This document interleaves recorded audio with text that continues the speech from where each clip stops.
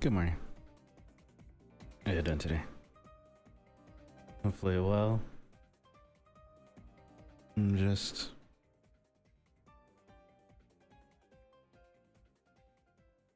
starting up my day.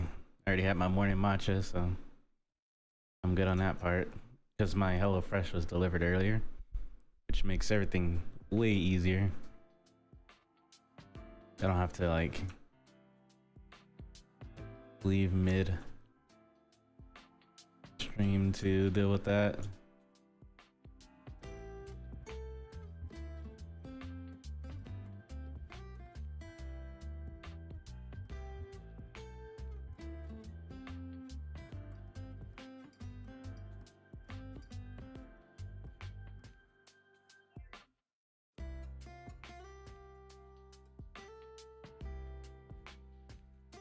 It's always great.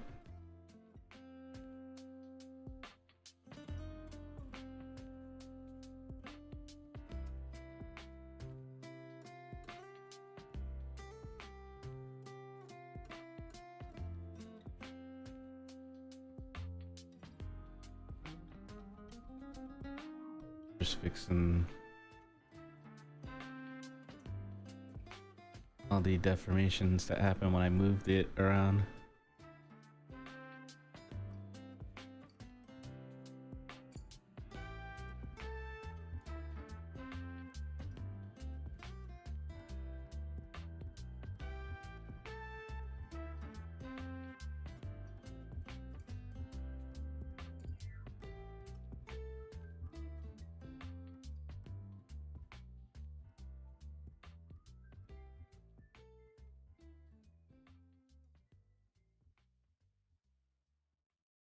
It should be fine.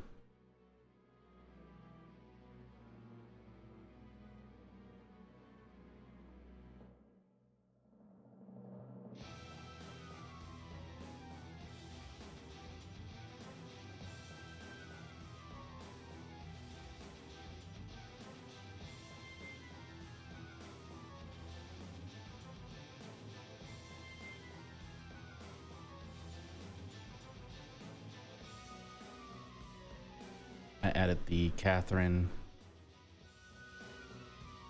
soundtrack.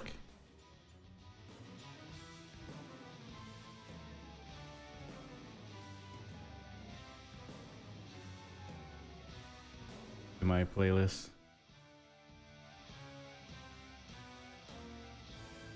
So I really did enjoy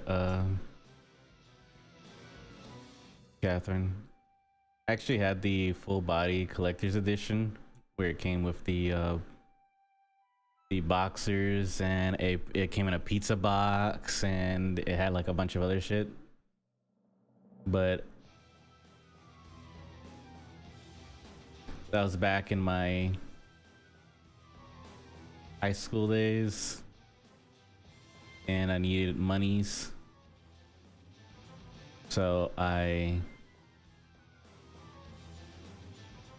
pretty much sold the game and I regret it to this day. I sold a lot of my games in high school and I kind of regret it now. I had like a lot of really good games that are super expensive to get now and I feel bad because I had like the Fatal Frame series. And Fatal Frame, if you look it up, it's like just trying to get the game now. It's like almost 200, over 150 to $200 depending on which game. And it's like, damn, I'll never be able to have the game truly. I mean, I could buy it, but I don't see myself spending that much for the games again, you know? So I wouldn't even play them, to be honest. You'll just sit and collect dust because it's PS2 and I don't have a PS2 anymore. That's why I wouldn't play them anymore.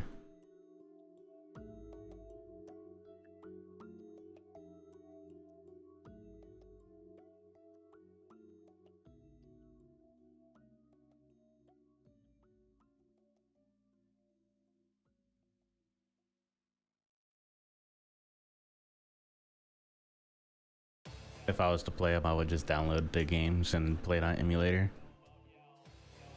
And then the what you call it, just be a really nice decorative piece.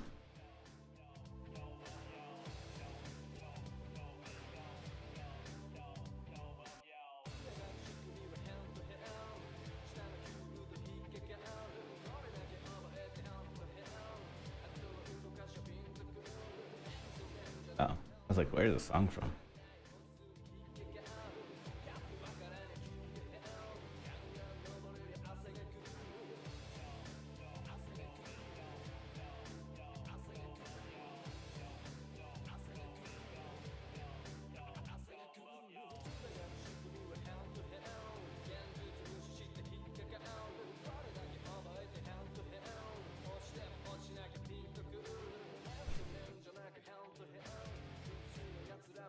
My ear itches.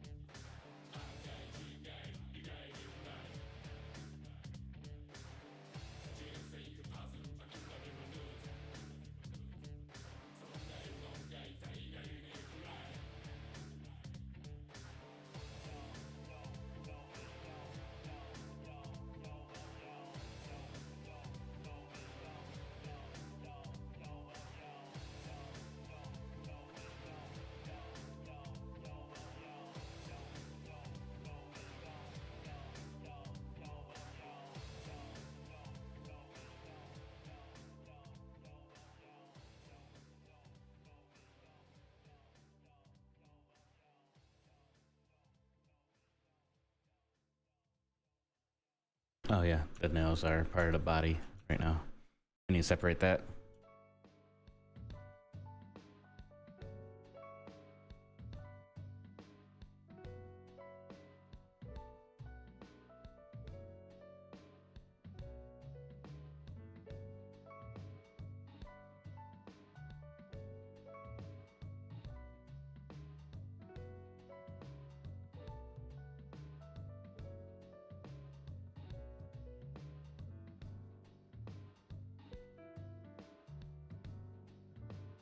I think this is nail, yeah.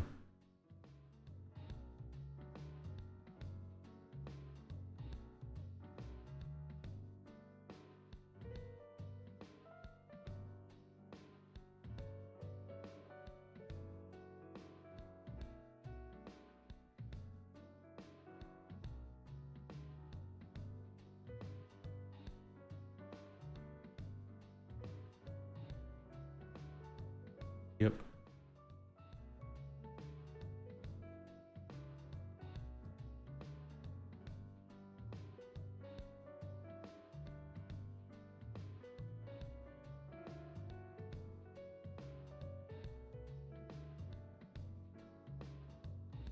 There we go.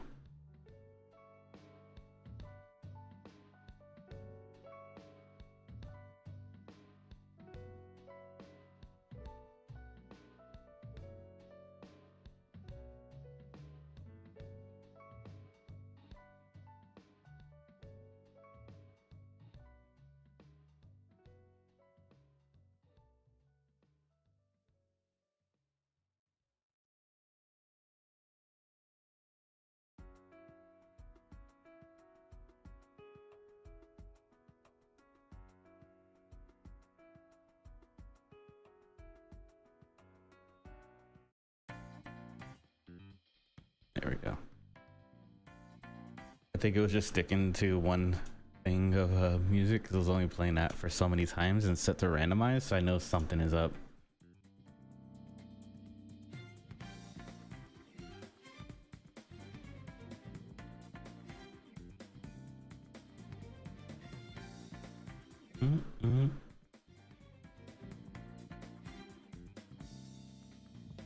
Where's me that?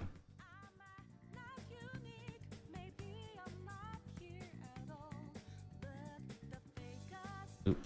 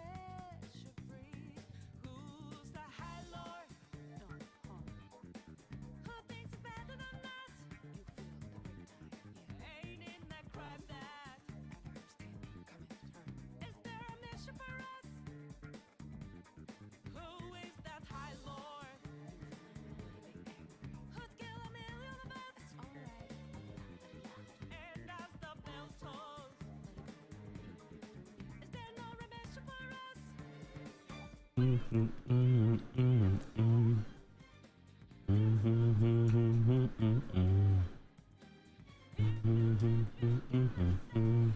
don't know why I just did that.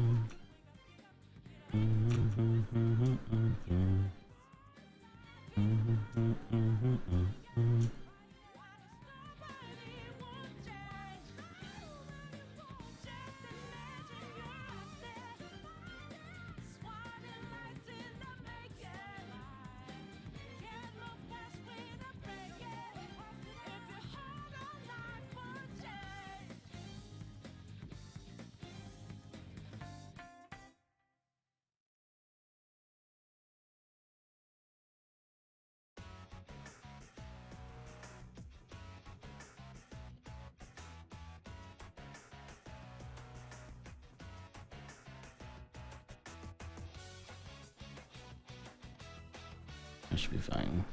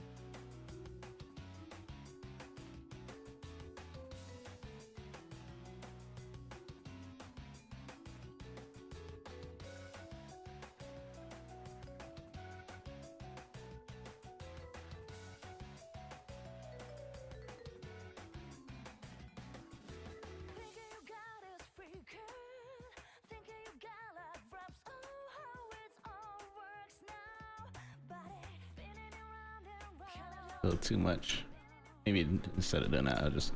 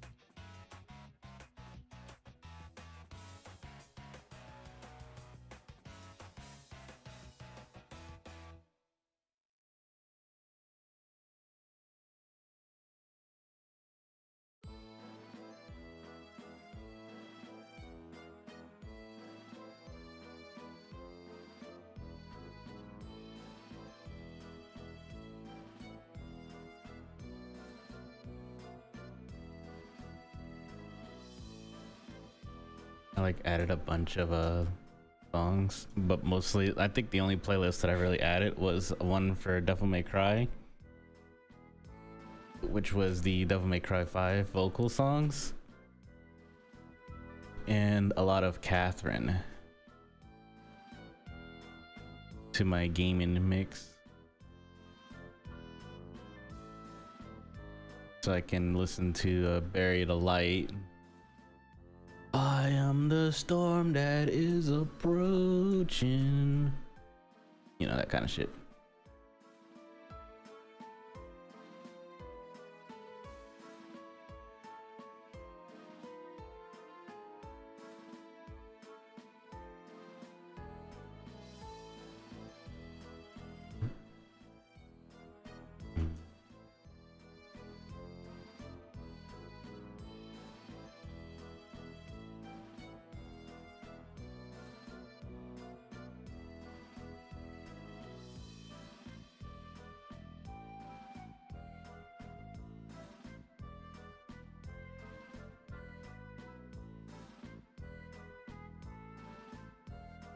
Just fixing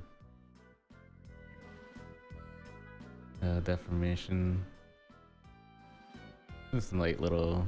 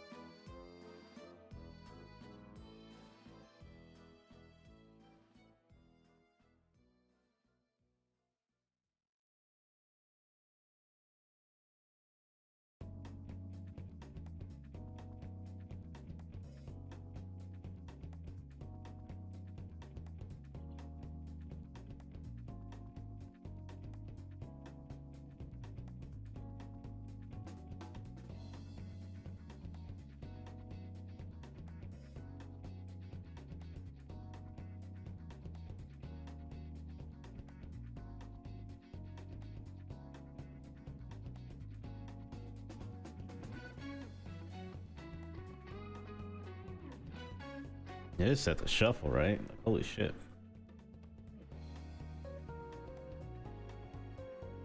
Yeah, it is.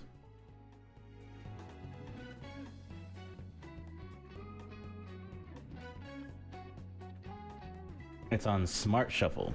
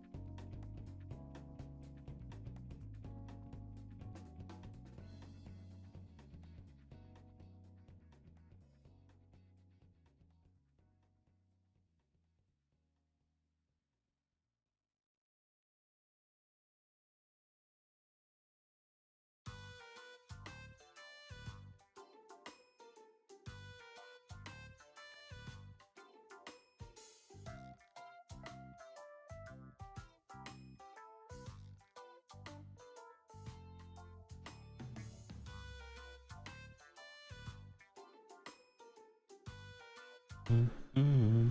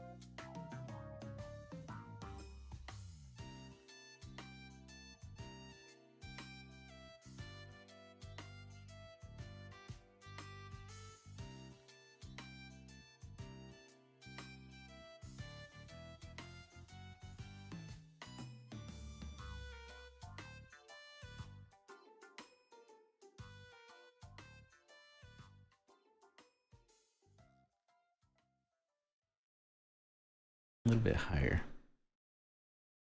Like right there. Right there.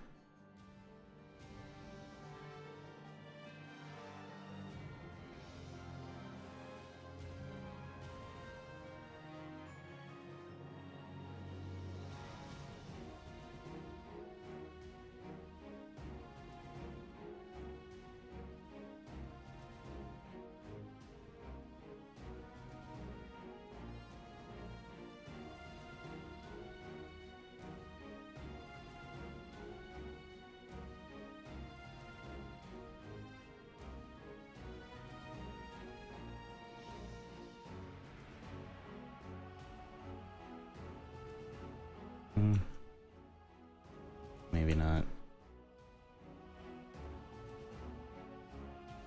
I guess if the bend was a lot more bendy, it makes sense, but it's not fully scrunched, you know.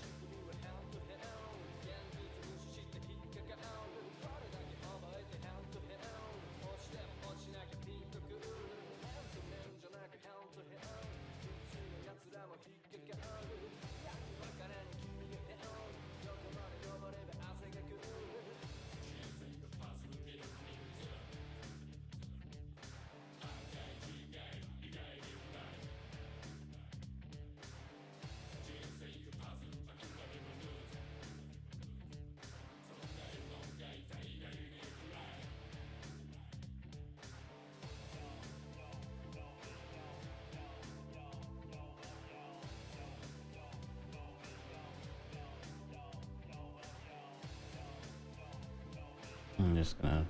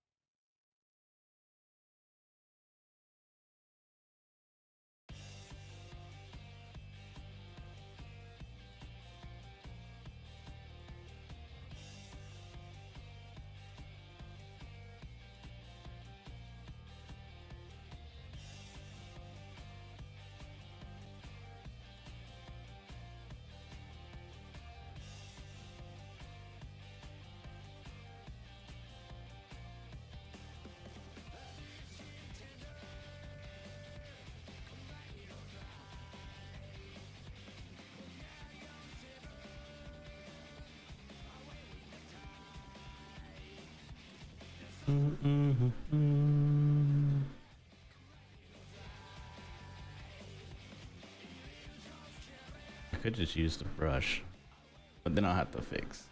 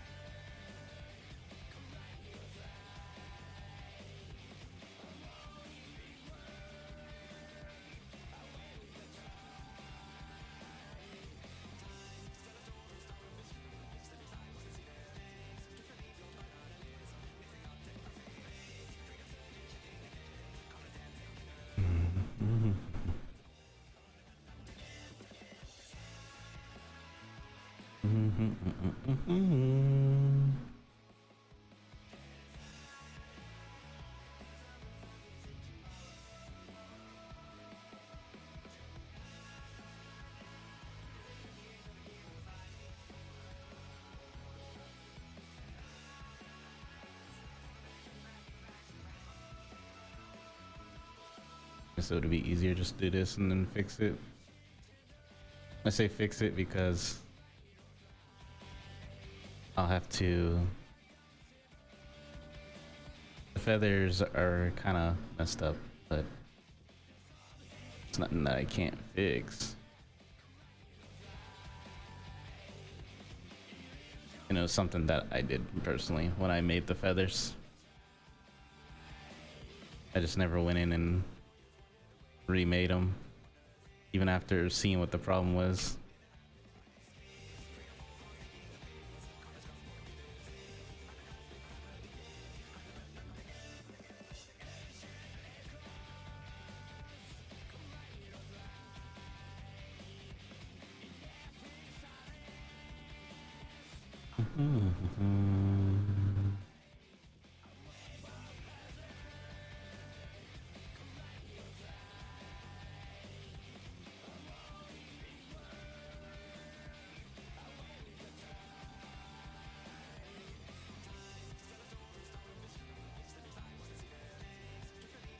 I think what I'll do is I'll just lower this.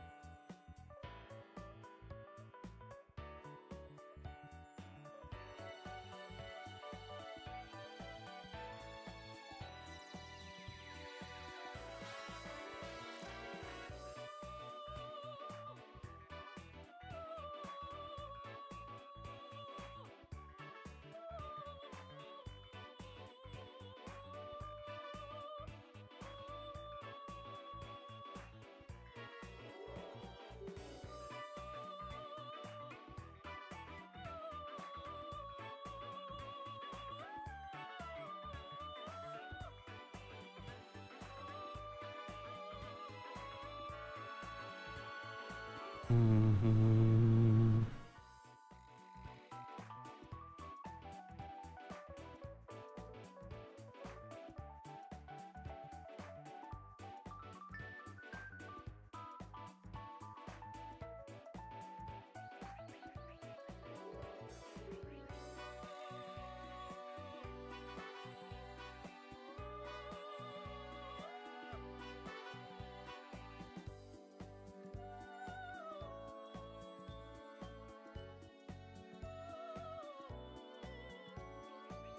let me see if I remember correctly. Mass.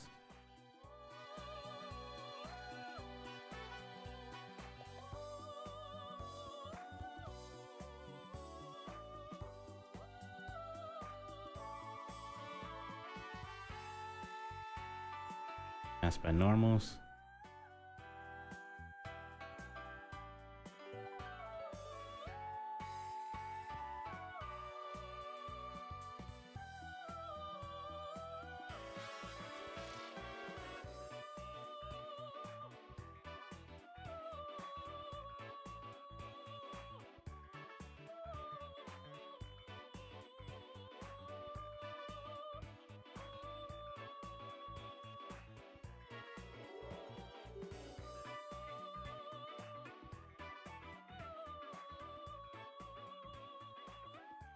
And relax.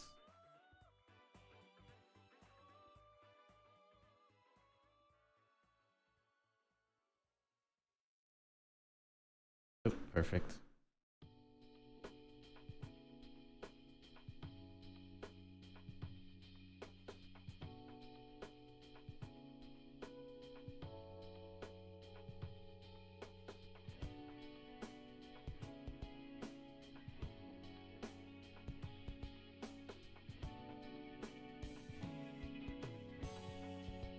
Oop. Oh well. This is fine.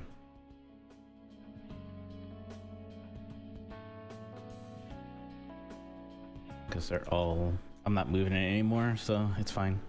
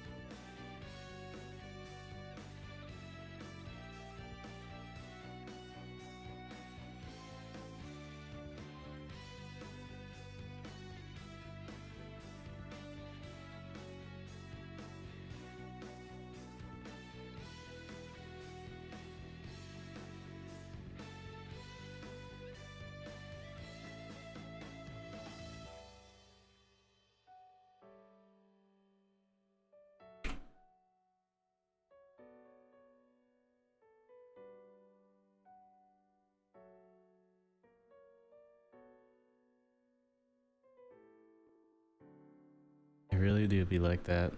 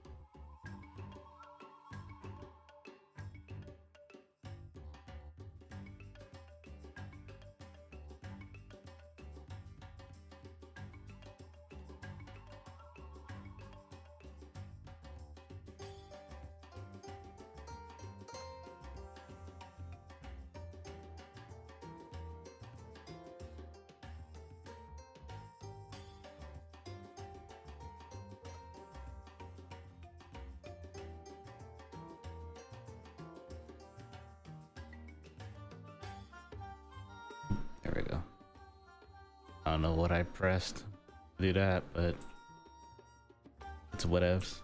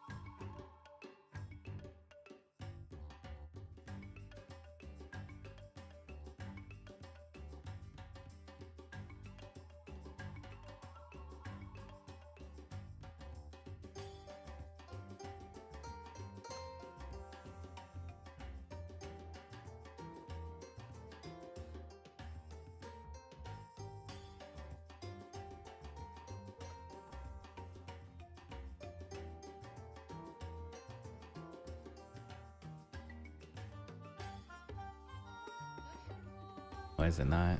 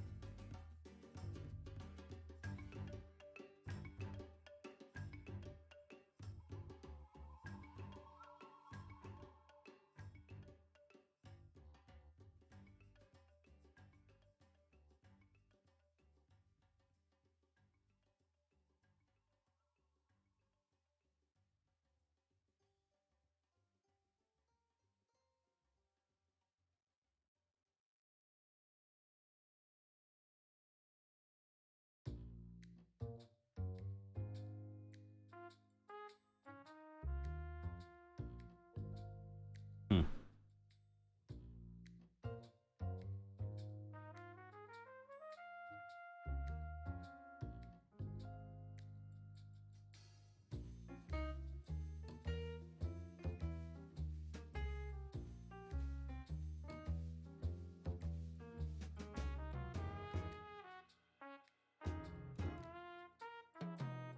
What was the other one?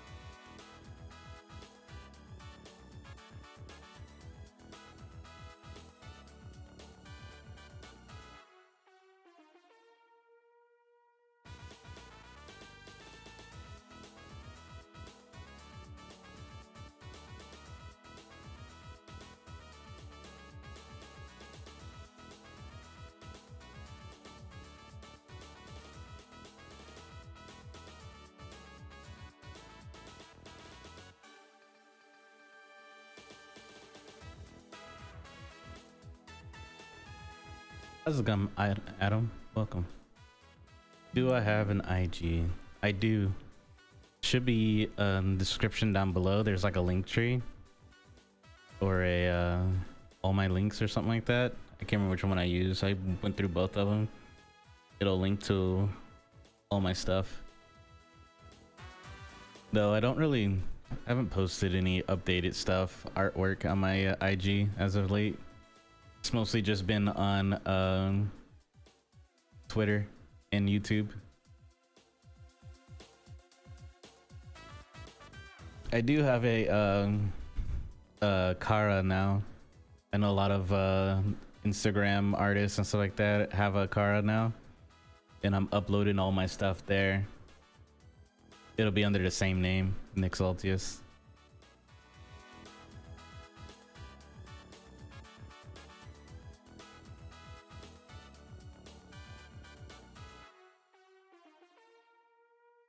So I'll be definitely uploading more stuff there as time goes.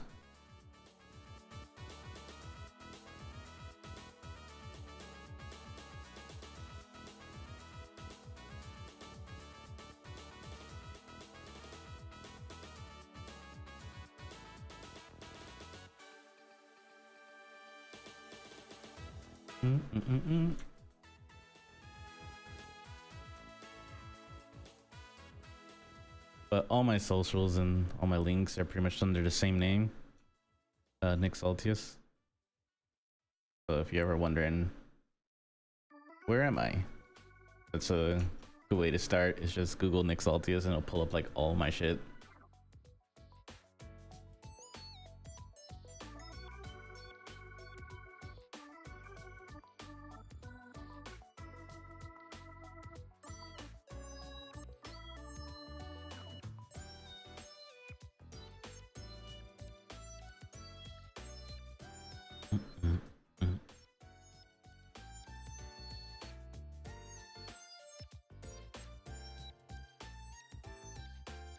But the quick answer, the short answer for do I have an IG? Yes. Nick Saltius. Long answer. Been a minute since I uploaded anything. I think the last thing I uploaded was the Akali one, and I've done a couple more after that, so.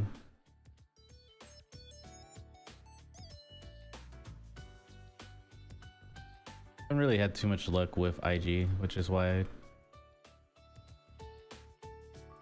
gonna say luck, but you know what I mean.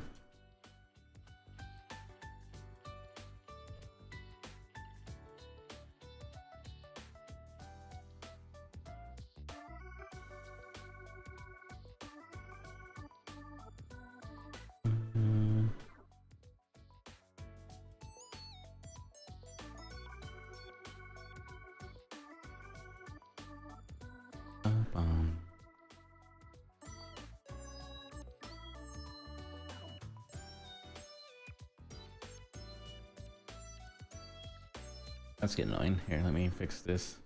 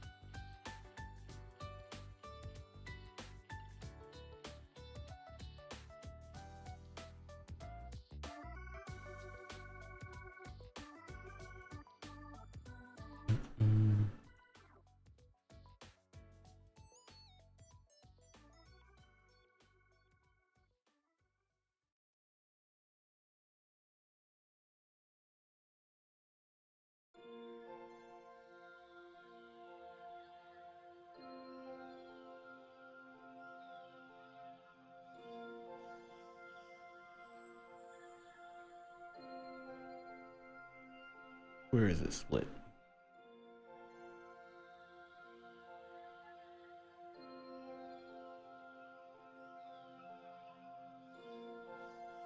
Oops.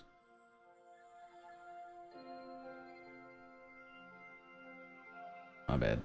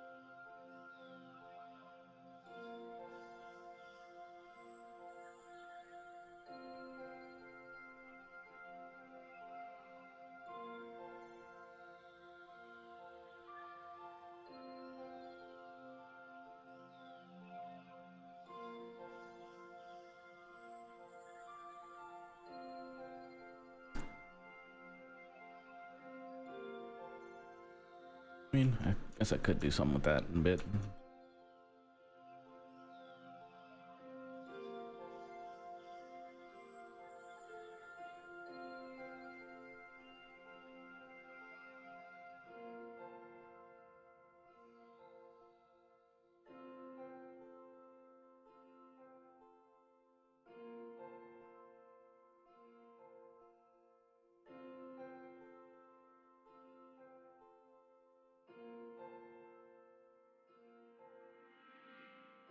I think I might have messed it up.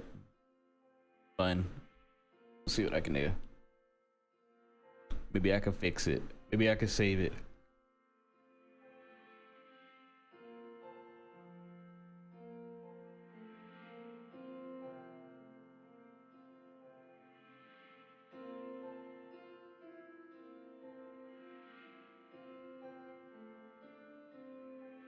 I'm gonna start with a Z remesh.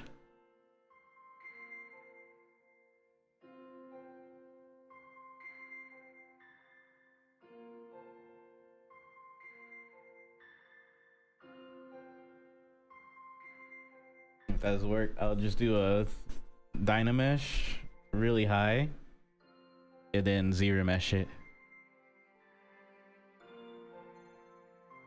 Yep, that didn't work. So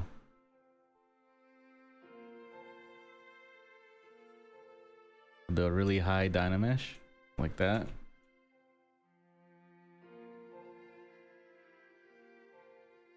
That way the fingers don't stick together.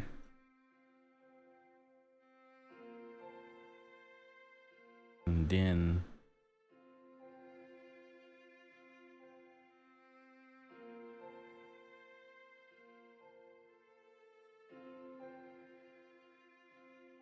I'll zero mesh it.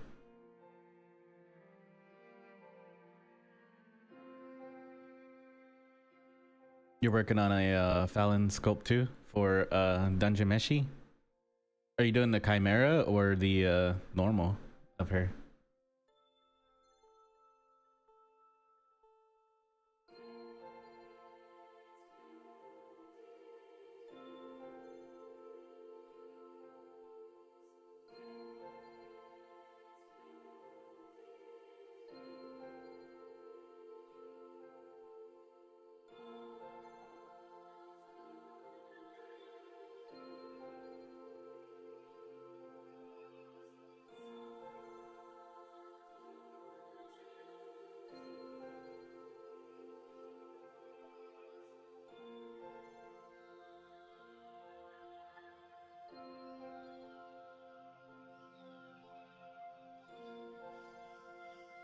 Seen a lot of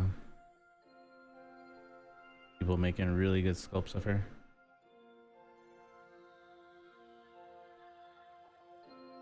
Oh, nice. So you focus more on modeling, poly modeling, I'm assuming.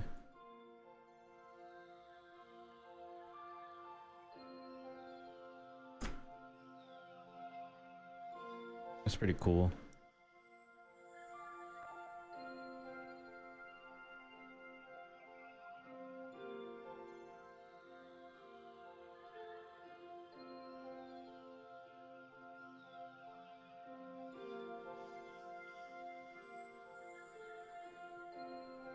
Damn, I missed this.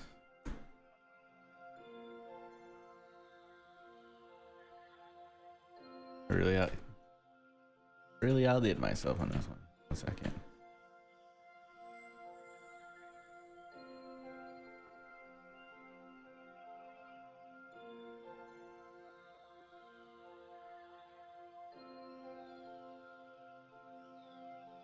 Don't keep groups.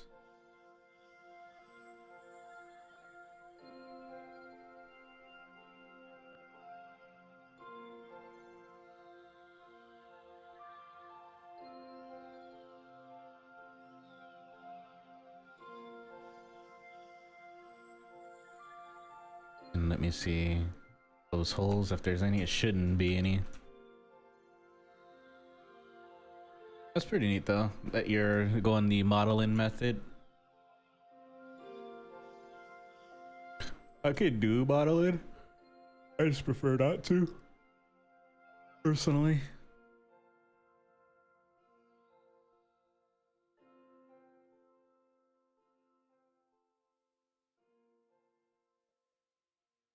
How far along are you?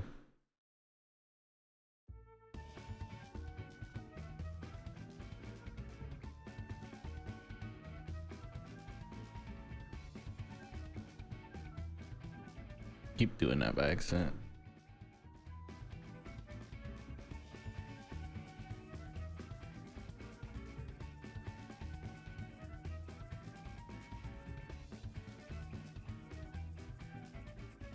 You're more than welcome to drop a image link if it's like Imgur or something like that. I think it should work. I'm not entirely sure.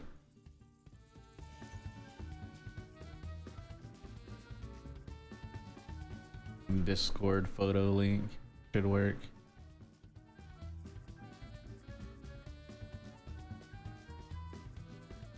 If you don't mind sharing, if you'd like to share it. I think I'm nearing the end for mine.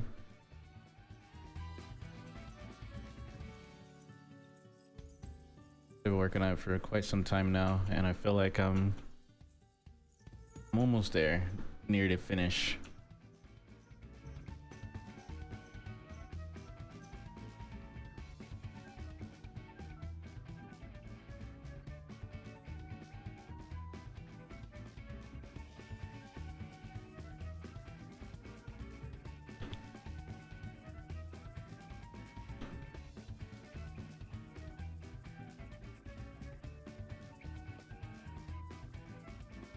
Hopefully this fixes the issue.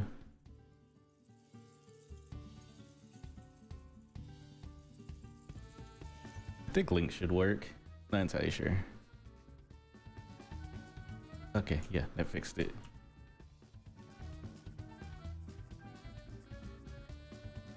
Perfect.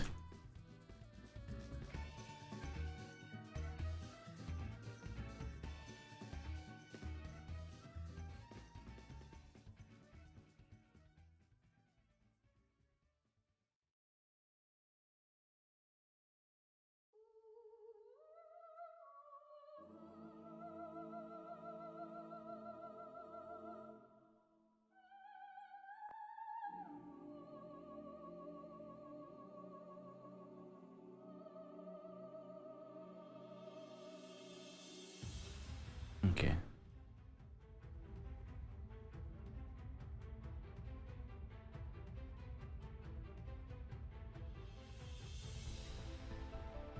That fixed it.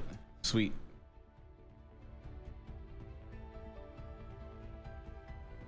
I guess I should show you the full sculpt because I haven't even done that. I don't know if you've seen it yet.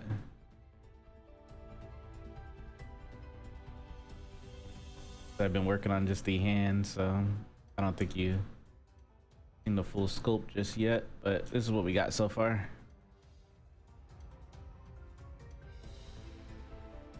I do have it kind of colored.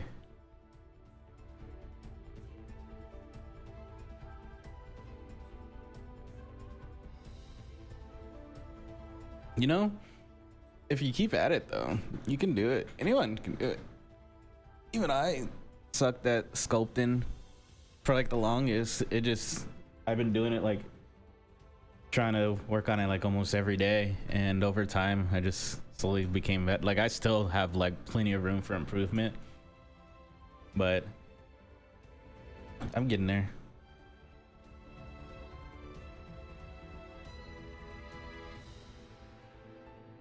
Just gotta keep at it and you'll get it in no time.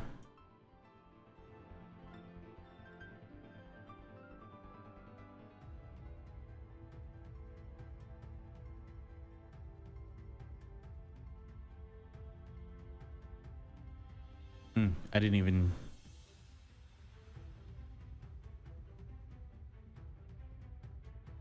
still using the right. There we go.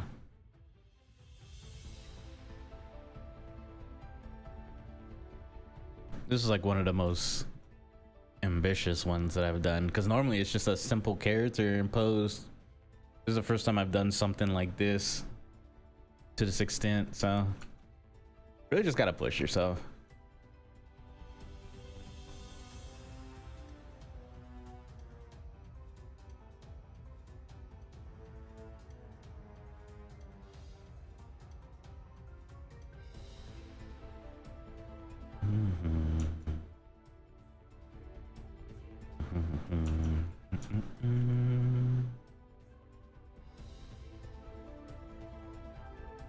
Fine.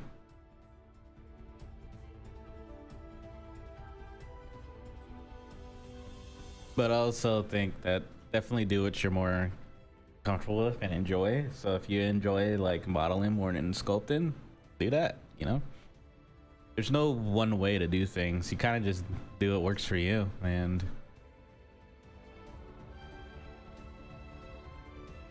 enjoy the process.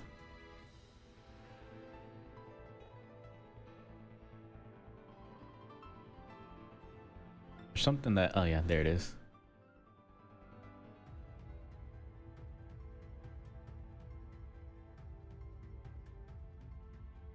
There we go.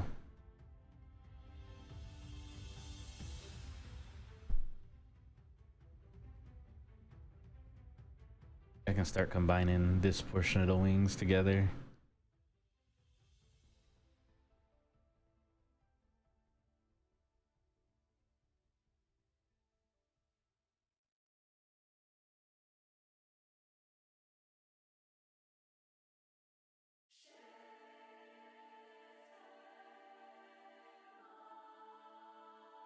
Before I do anything, let me save real quick before I start deleting shit, and then I end up realizing that I accidentally delete something. Like I suck at modeling, like modeling characters and rigging, and I found it a lot better for me to sculpt them, and if I need a low poly, then I'll just retopologize them. That's just my way. Everyone has like their own kind of ways. You just gotta find what works for you, you know?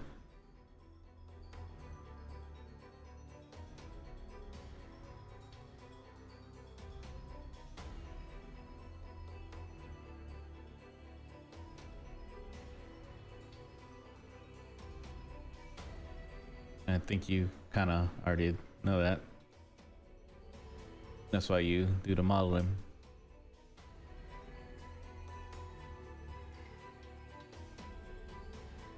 Don't need me to tell you that.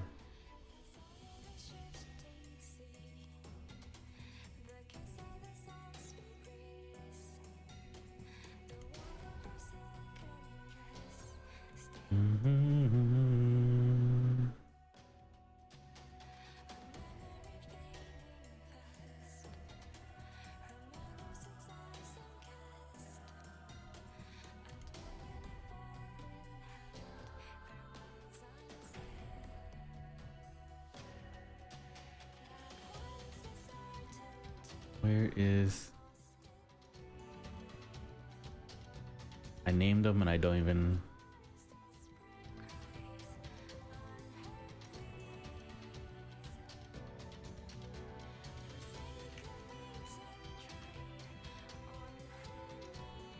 Oh, okay. Yeah.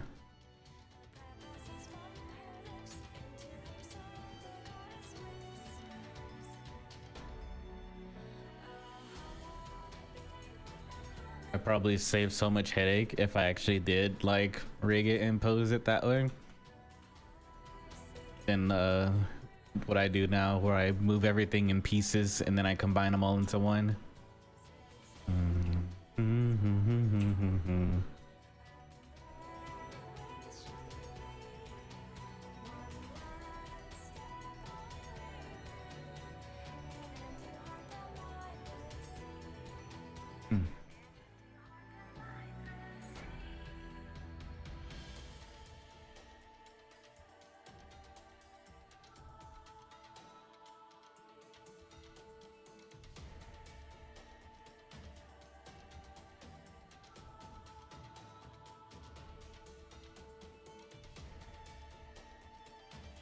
Now I'm just going back through everything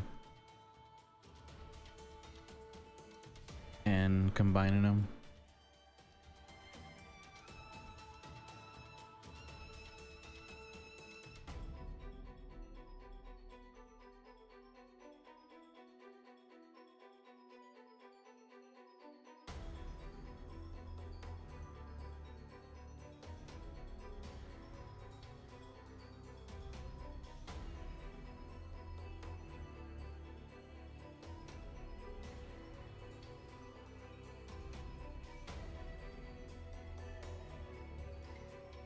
At least the pieces that I want combined. I'm not like going crazy with it.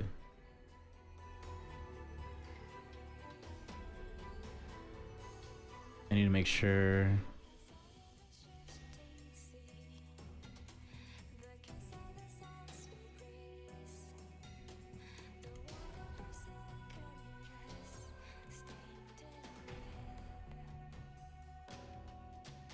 There we go. Right now I'm just going through all the feathers and I'm deleting all the, bringing it down to the lowest and then deleting it. So I know I didn't model it or anything like that, so like I didn't sculpt on them or anything. All I did was raise the subdivision, so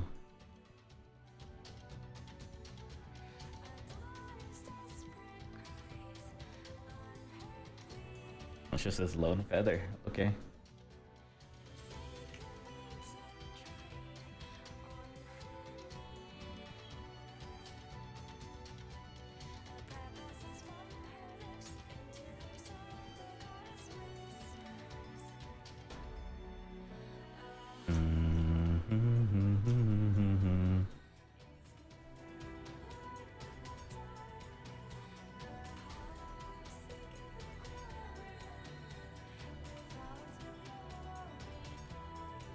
gonna combine all the feathers down into a single mesh now that they're all okay. That's good. We'll merge that down.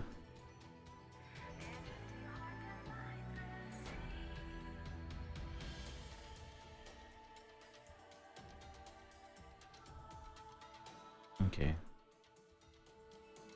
And then we'll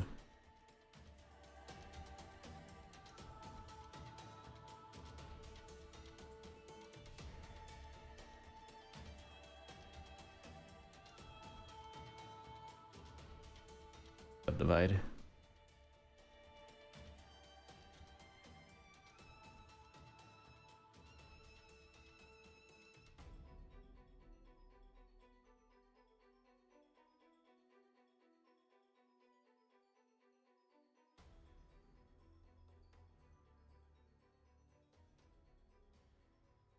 I think I can get rid of the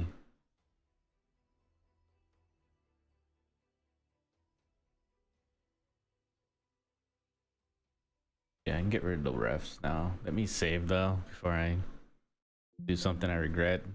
I'm about to try something. I've never really done that before, so I think it's delete all,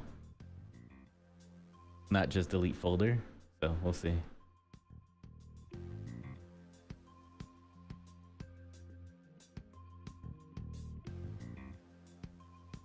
Okay, yeah, it deleted everything in the subfolder. Well, in the folder.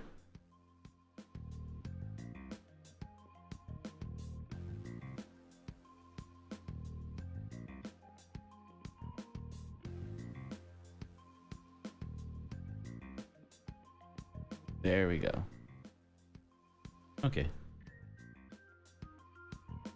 Don't worry, Tail's still here.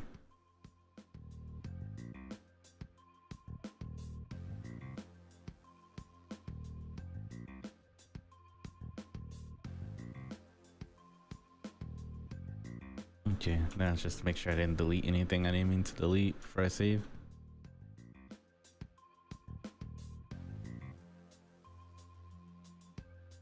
Everything looks like it's still here.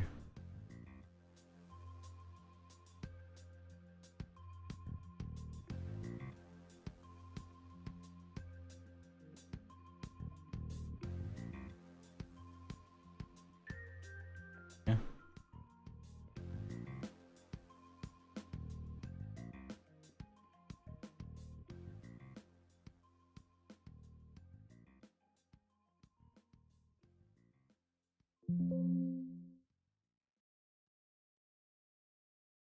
What software do you use? Are you Blender or use like Maya or 3ds?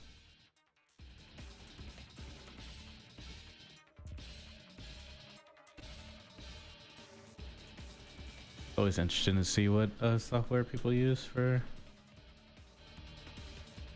their stuff.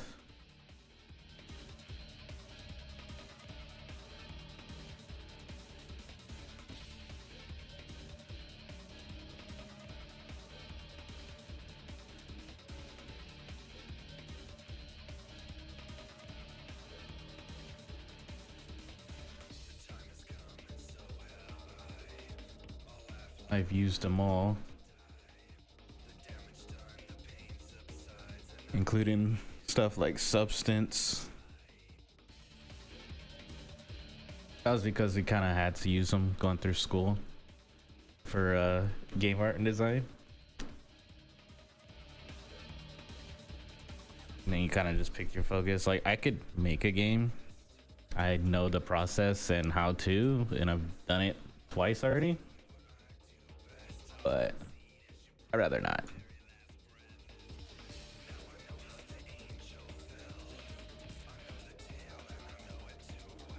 I'd rather not.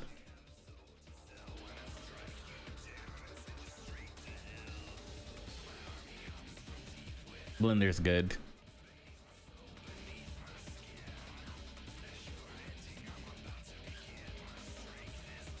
Blender's always a really good one. I think I will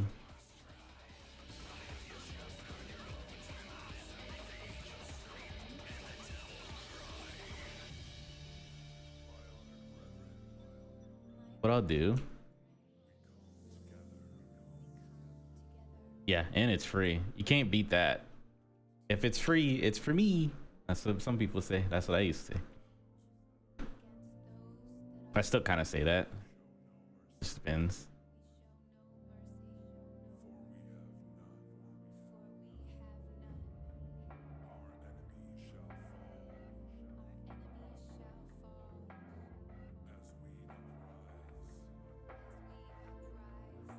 You really can't go wrong.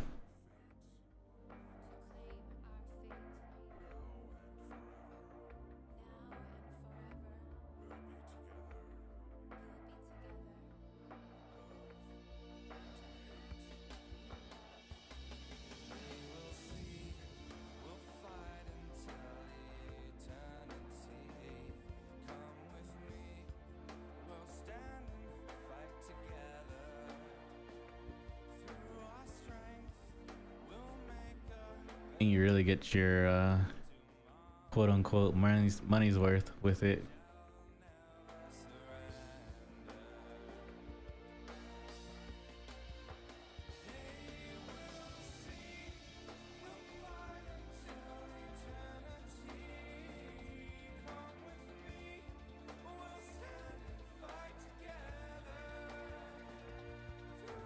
I think that's good.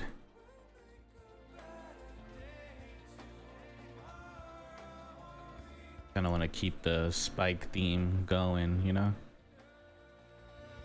I decided to go with that route.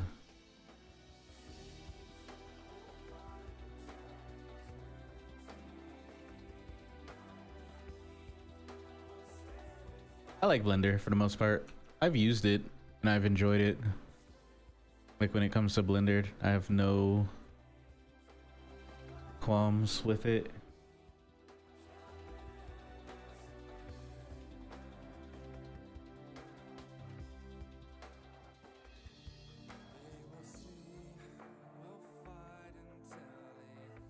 I actually used to use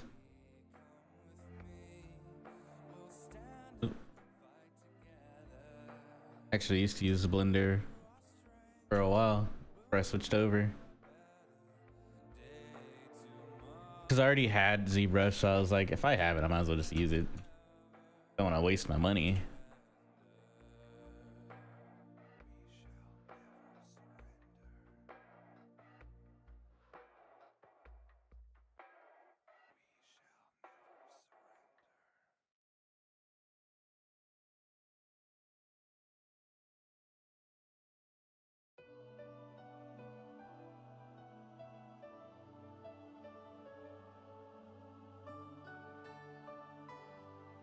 Yeah, that's much better.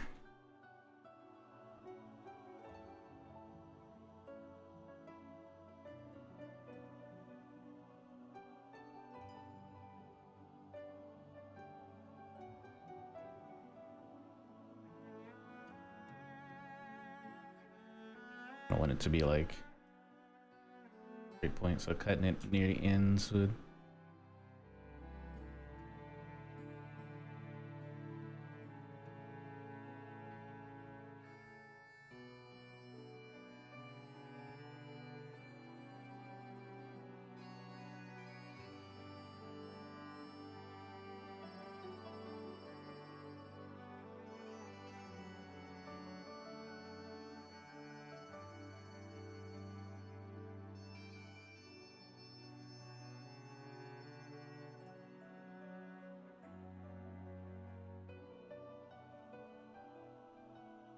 I always forget the direction.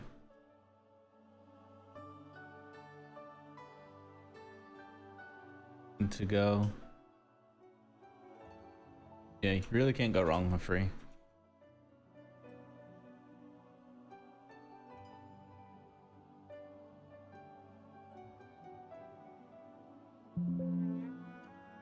I think I'm gonna stick with this.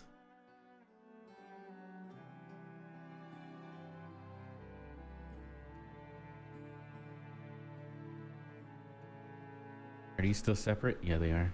Okay.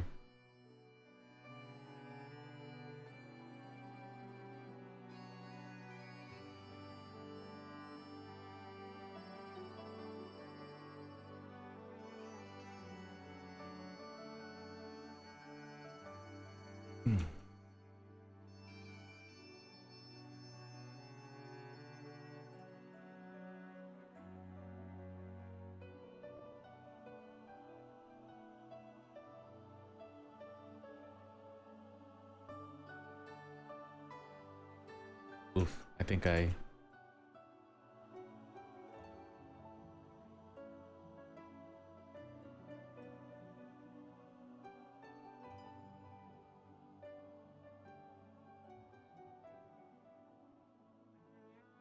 Okay, I see. Okay, I know what I can do. Save that, and then... God damn it, fingers. There we go.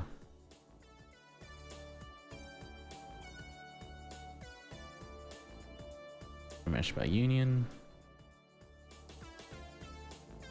Accept. My little funky.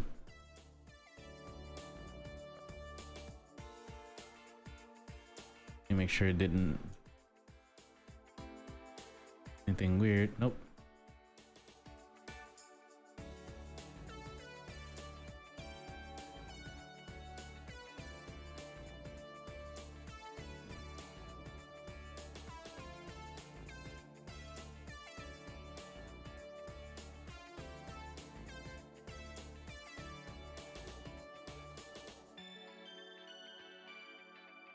Zero mesh.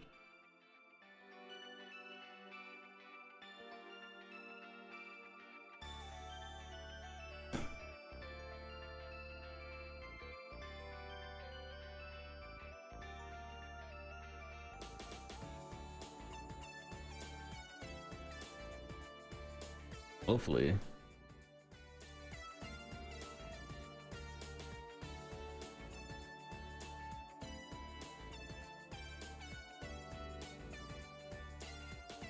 There was some yeah, I think it might have relaxed a little too much.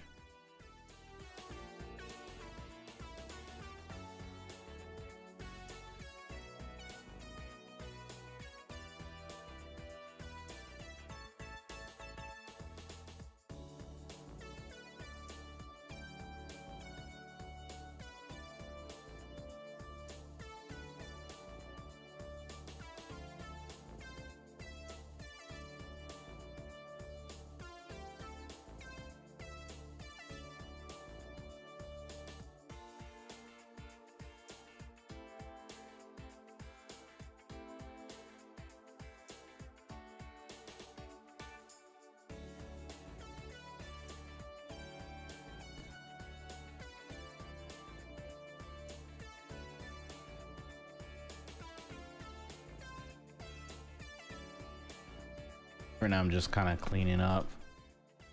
We're on cleanup duty.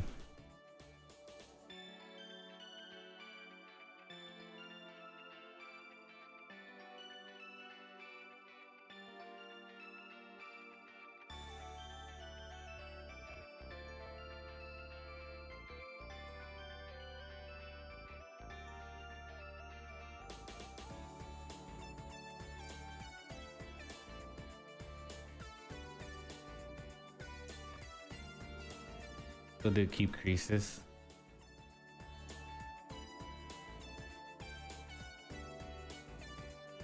And detect edge. Maybe that would... Either way, I'm gonna be going back through and sculpting it back up to fix any thing that might have deformed. So it do be...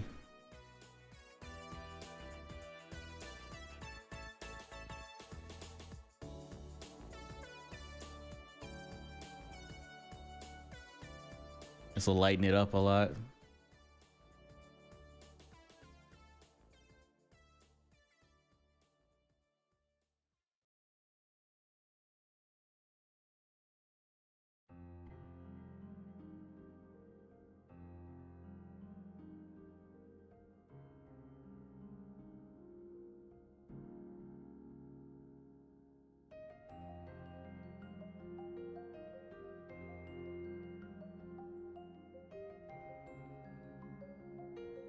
Okay, I should do.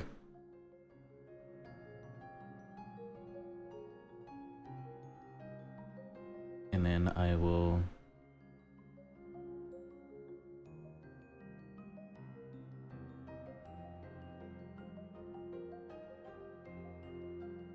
pick 3, should be fine.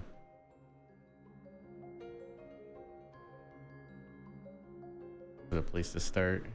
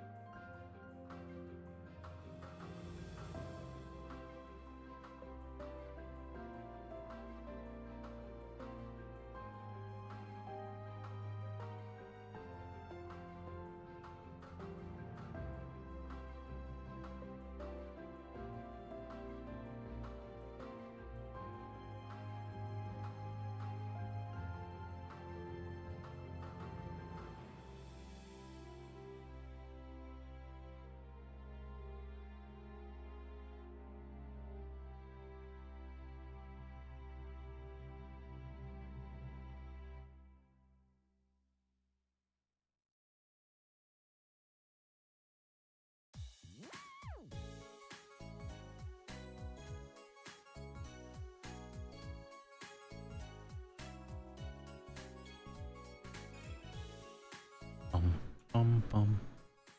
Mm, mm, mm.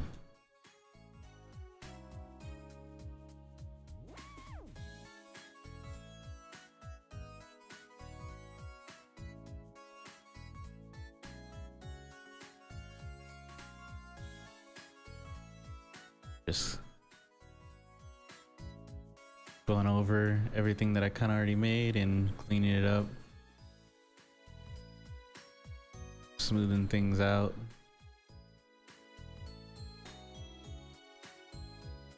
I think this was separate, so or maybe just make it one piece.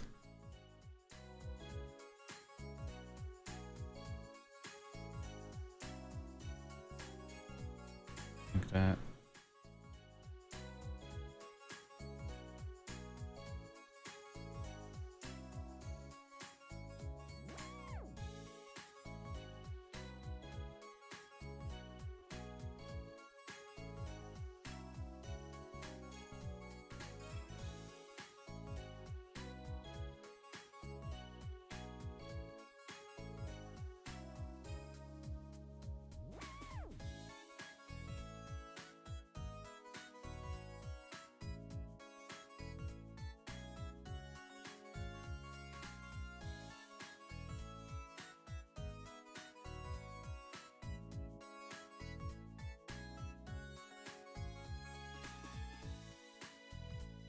Should be fine.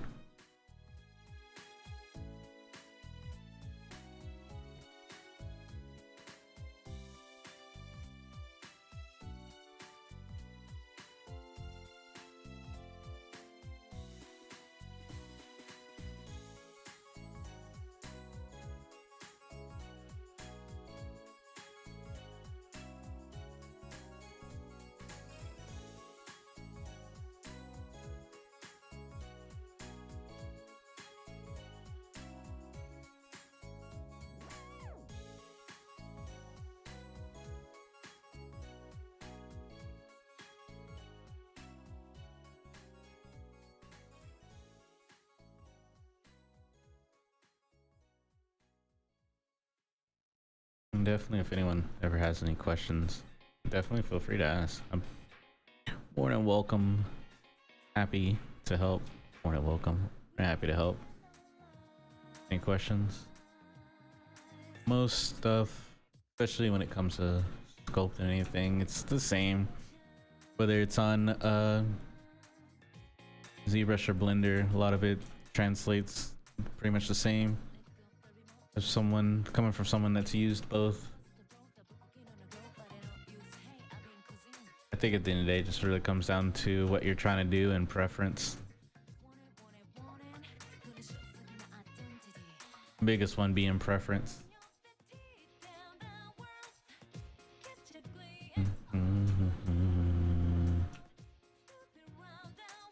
Oh no.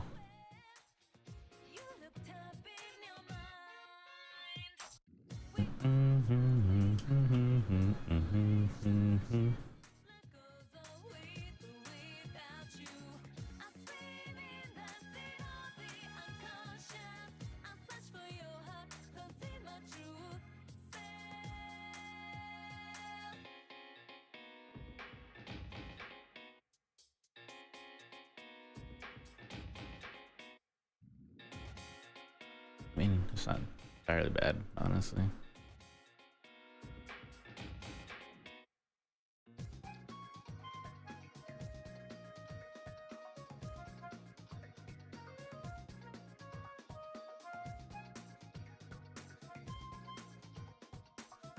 Just working our way up.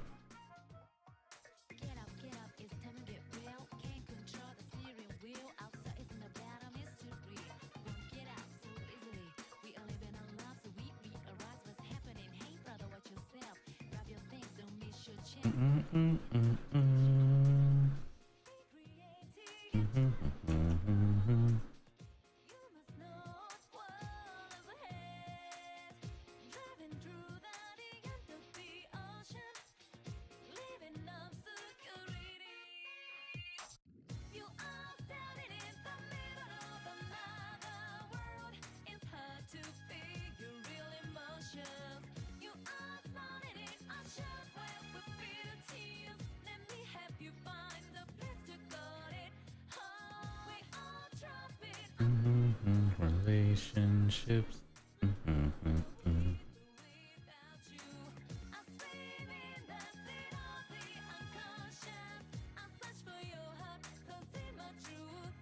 You know, it's funny. I put new songs in my playlist. Haven't heard them once. It's a pretty hefty playlist, though, so I'll probably never hear it.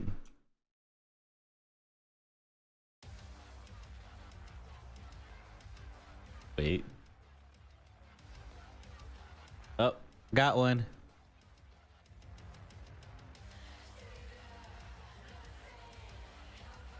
So I was literally thinking, man, I haven't heard a Devil May Cry song yet, and I just put it in there. But here we go. I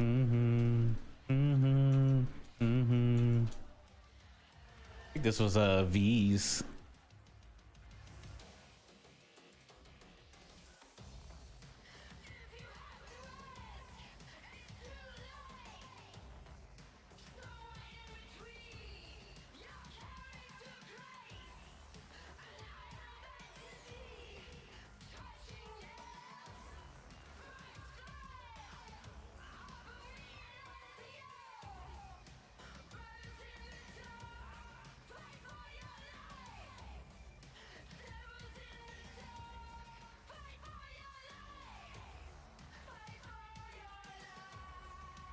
Yeah, this is a song that plays whenever you play as V.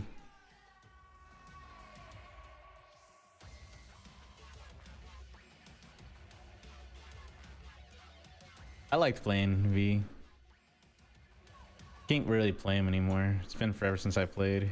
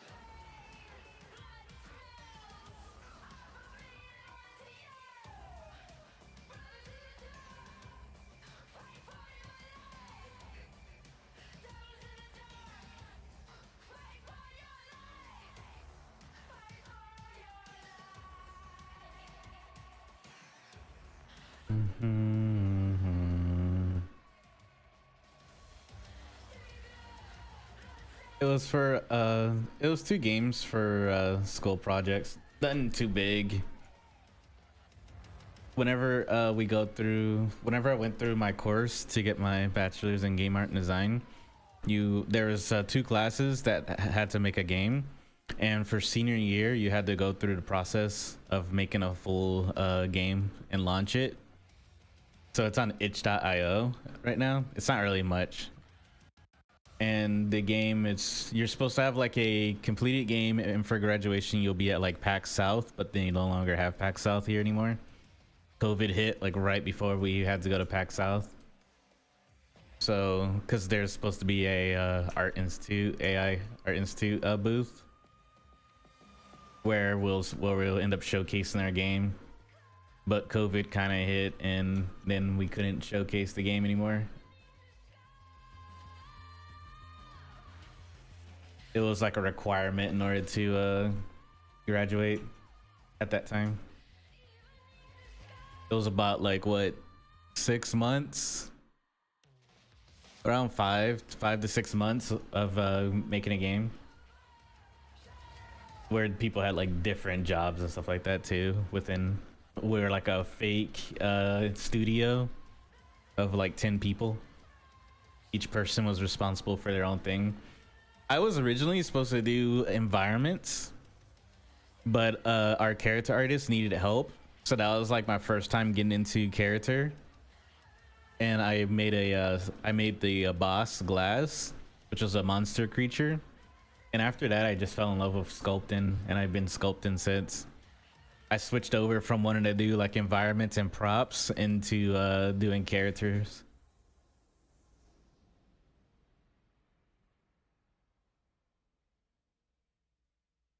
It's called, where is it? It was called Turbulent.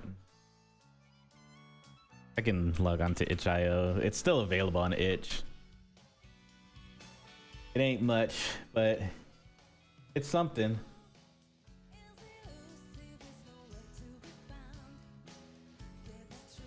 Tribulation, that's the name of the game.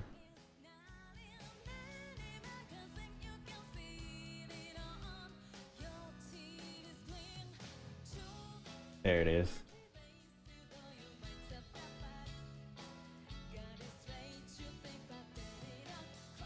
It was a quick little platformer game.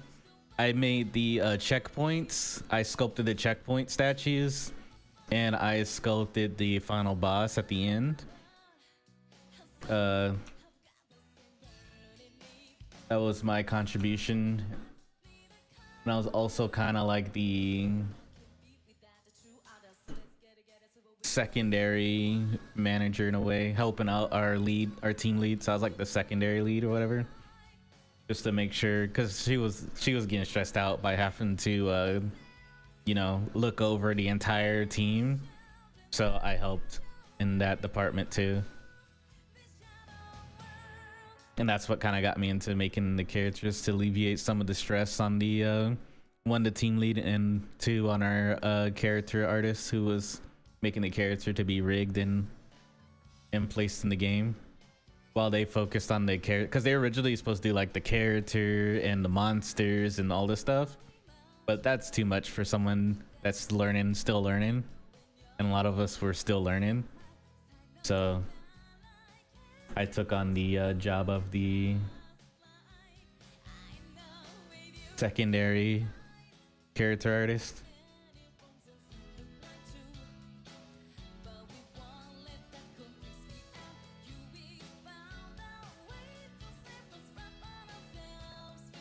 I definitely improved a lot since then.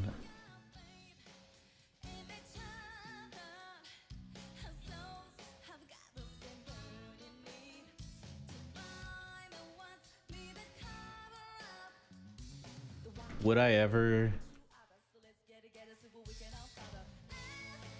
make an actual game?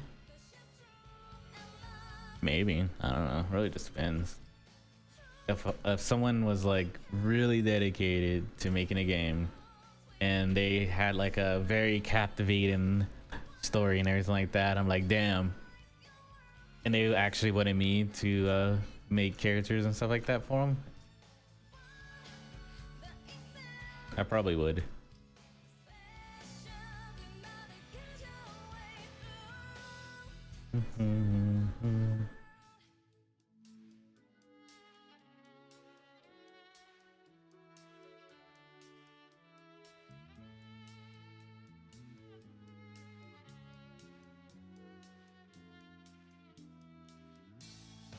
So I'm be honest, game deving,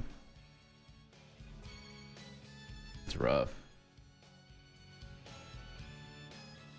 That's why I kind of just fell into making sculptures instead.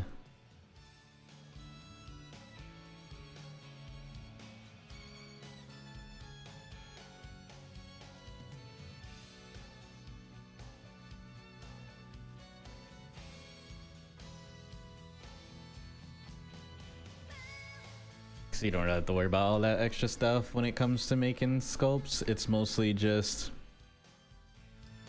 worrying about the biggest worry is making sure that it prints properly, that you cut it well, and you got the dimensions and stuff like that right. You have to worry about the rigging and the animation and the weight painting and all other stuff. I know you can use software like Mixamo and 3D Character Creator, where it has like fully rigged characters and stuff like that. I actually have Character Creator 3D or Character Creator, whatever.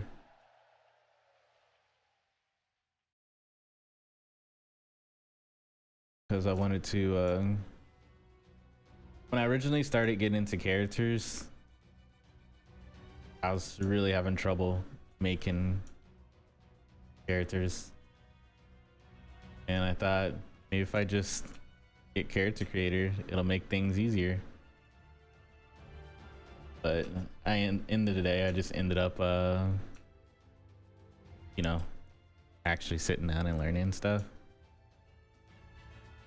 I went from wanting quick results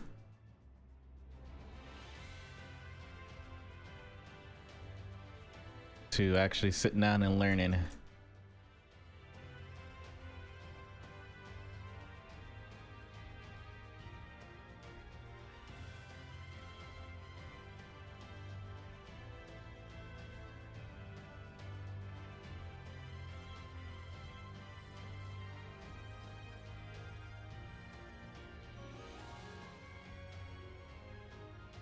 The game is free on itch.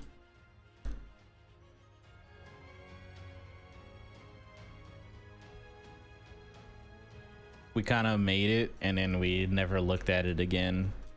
The concept and everything like that was really good, honestly.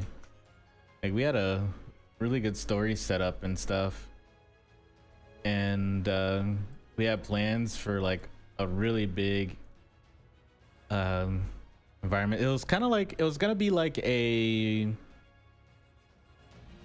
it was gonna be a platformer, but it's gonna be like kind of like what you get in like Metroid and stuff, where you go through stuff, you beat creatures and you gain their abilities, and then you're able to use that ability to get through another section that you might have passed by earlier. So that's why I kind of say like Metroid in a way, because in Metroid you start out with like no abilities whatsoever, but as you progress you gain new abilities that get you access to new areas or reach new places that you normally couldn't. And that was like the big plan for it, but it was definitely a lot for us to take on and have ready within 6 months, especially with the level of expertise that we had. We used Unreal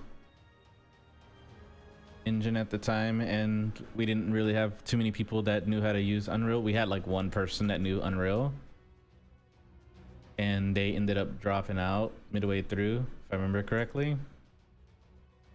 So our team lead learned Unreal and did all the programming and stuff, and that's why she was even more stressed out, because she was now doing programming too.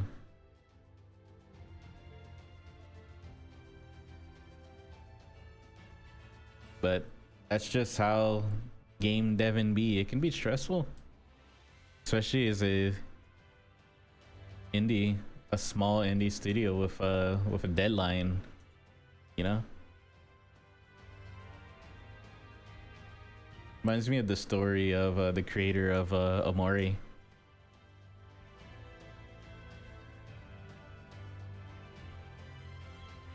Where they were going through a lot of stress trying to get the game released for the public.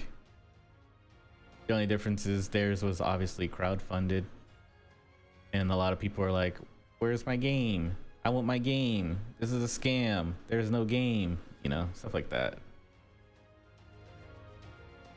Luckily we didn't have that pressure. It was more of, I would like to graduate. We have a deadline to meet or we're not going to be able to graduate, because this is college credit here.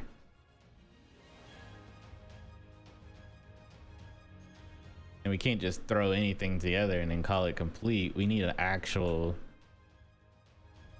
presentable game.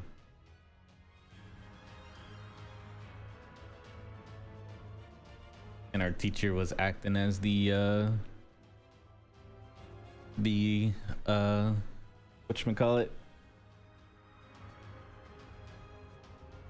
the AAA company that was making sure that we were sticking to our deadline, our quote-unquote payee, you know, the one paying us to do it. Weren't really getting paid, but you know, just acting as the what you'll get if you're a studio working for like EA or something on that lines, where they give you an X amount of money and then an X amount of time, and they're like, okay, how's our game looking? Where are we at?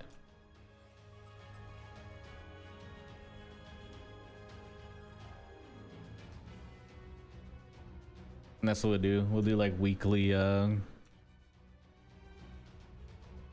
stand-ups and present the progress of our game, what our plan of the week is, what everyone's next job is, if they completed something, what they'll be moving on to next, what we expect done. We're using like Trello and everything.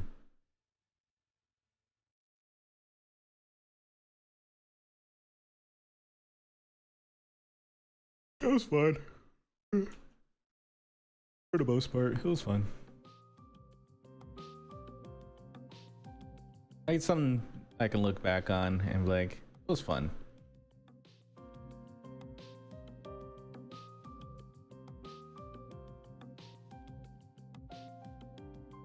We used Mixamo to rig.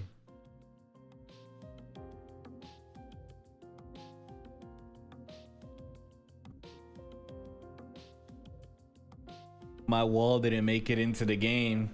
I made this really cool brick wall, high poly as fuck, and it didn't even make it into the game. Shame. I wonder why I didn't make it. It was really heavy. I made modular walls. I was really big into making modular shit.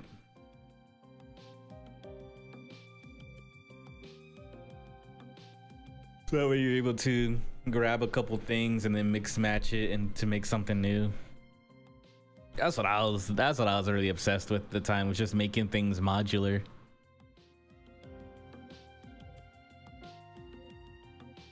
Y'all never released it? Gotcha. It's pretty cool that you had it for you'll have something like that for high school. I had a computer science class in my high school, but it didn't really get into the computer science-y part. It was labeled as a computer science class, like get ready for it, but majority of it was just typing, and then there was like Excel at one point.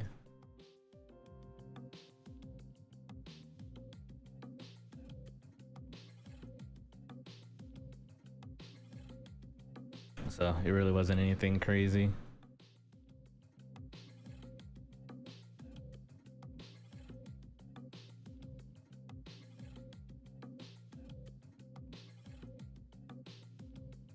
Honestly, I think I'm almost there. Like all I do is work on the base and touch up the hair, and then I'm like, I think I'm done after that. Like I'll be moving on to my next model. Oh, I'm fixing up the heart. The heart's kind of basic right now. It's just a block out of a heart.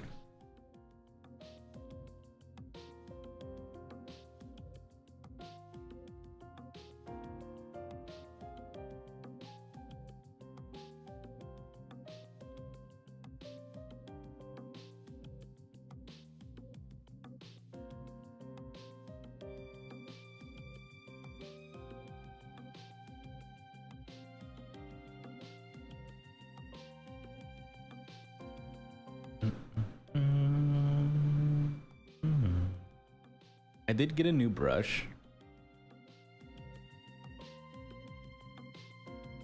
Recently it was a hairbrush. I can't remember what it was called.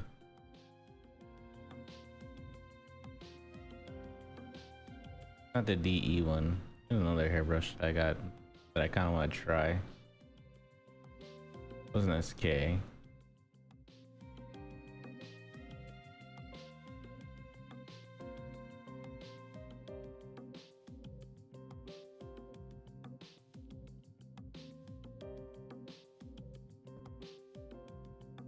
Wild.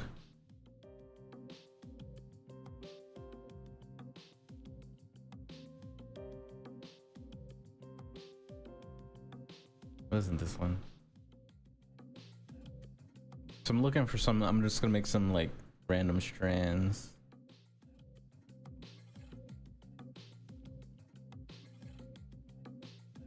Of the Folly. Never used it.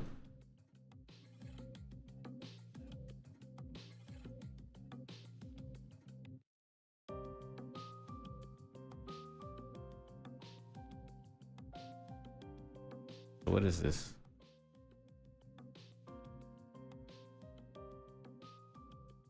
I know it's a little strong. I'm just doing this to see an idea of how it works.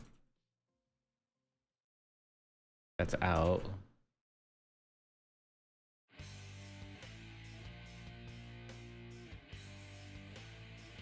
It might be a little too strong, of course. That's out. Why's the intensity so?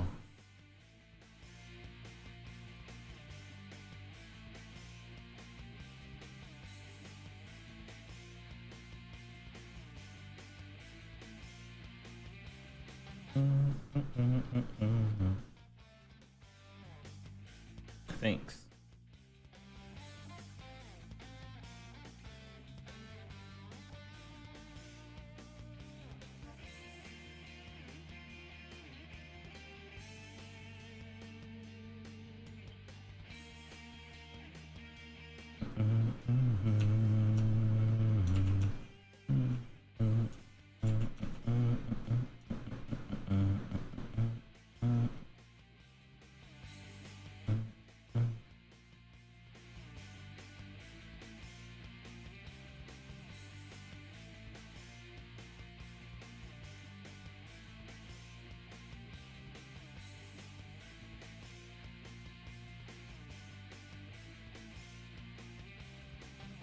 Running depending on what I want to do with there.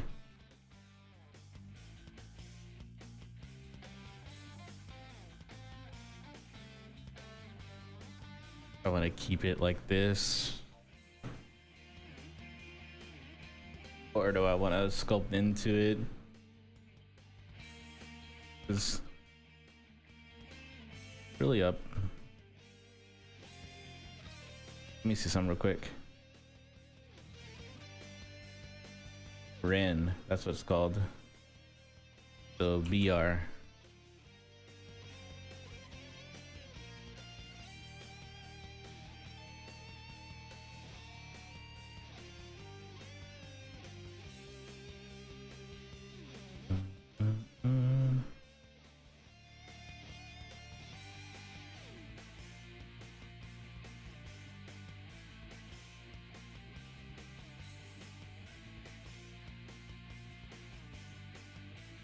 That's weird. Never seen it do that before.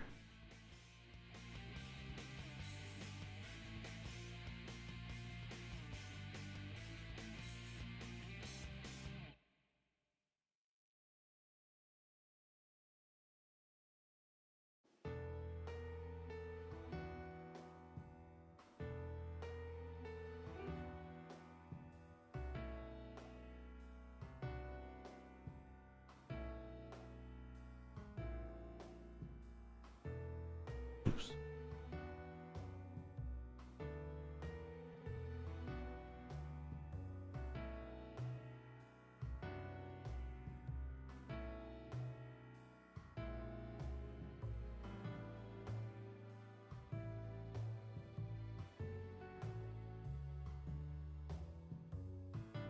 Kind of helps break up the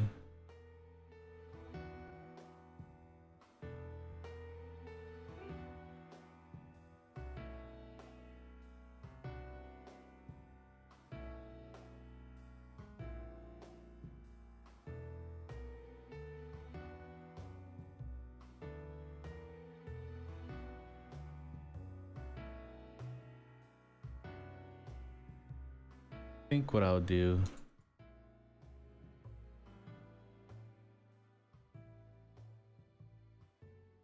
let me see some. Thanks.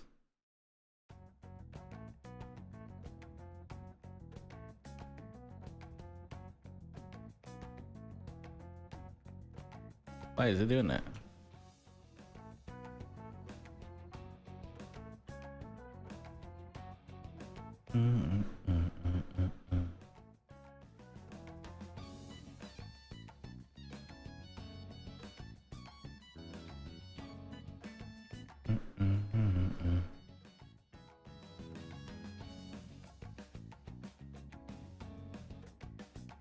Hey, how's it going? Nice gamer.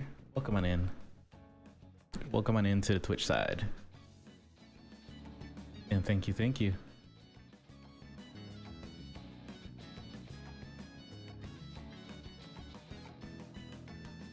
We're getting there. Oh, it would save like right now, Vol.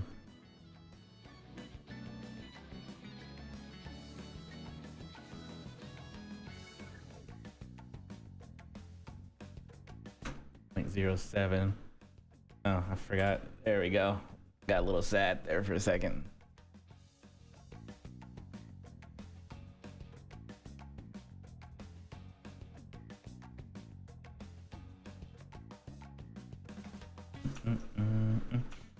Actually, I should probably show you the whole thing, but there you go. This is what it looks like so far. I was just trying to figure out what I wanted to do with the hair, if anything.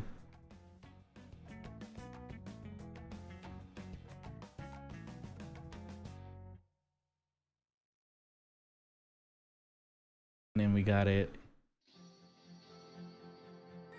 There we go.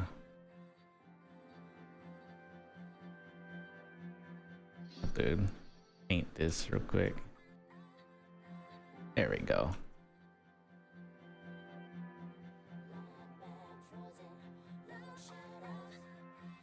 But that's what we got. I'm just about done. All I have left is to figure out how I want to do the hair, and then fix the base, start sculpting out the base and stuff, and it'll be done. It's a pretty big statue we got here.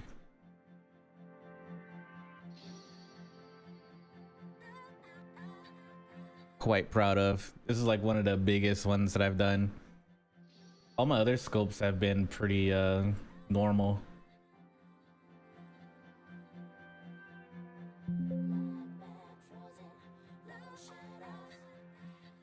It really is. Thank you. It's one of my proudest pieces that I've done so far, but I say that about every new piece. But this one is definitely gonna be like the one I'm like, check this out down the road. Because right now the other one that I'm like, check this out is usually let me see, 2023.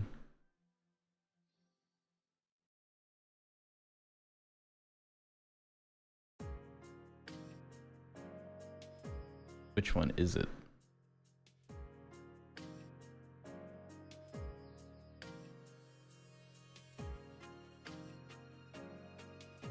I think it's post. Here it is. It's just loading up. This is the other one that I'm like, that I was like really proud of, was the Star Guardian Akali.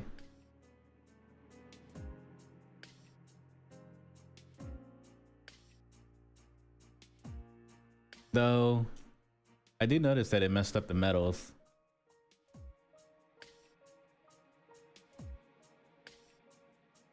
But it's whatever. I was really proud of the paint work that I did on this one, because I was learning how to fading out the paint when I poly painted it. So I was like really happy with that, and then adding like the stars and stuff.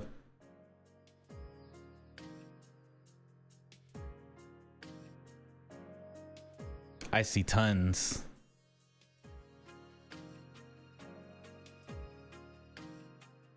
But I am still quite proud of it.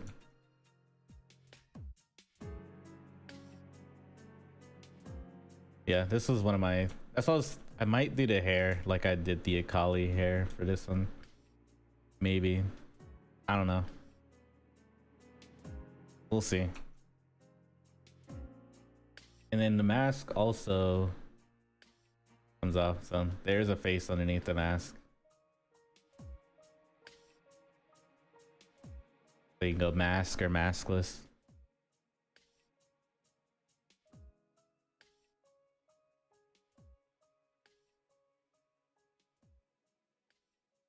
This is like an earlier style that I kind of had, but I kind of changed up my styles over time. And then we had, this was a friend's, where is it?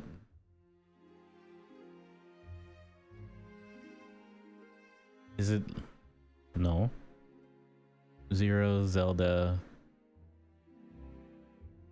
Kafka. Is it in 2024? D&D. I don't think that's it. I thought I had it in a, oh, it might be 2022. Yep, it's in 2022.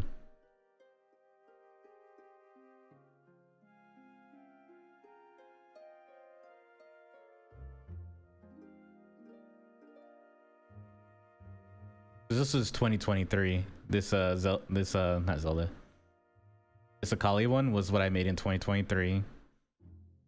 And then this one that I'm about to load up is from 2022 of my friend's D&D character.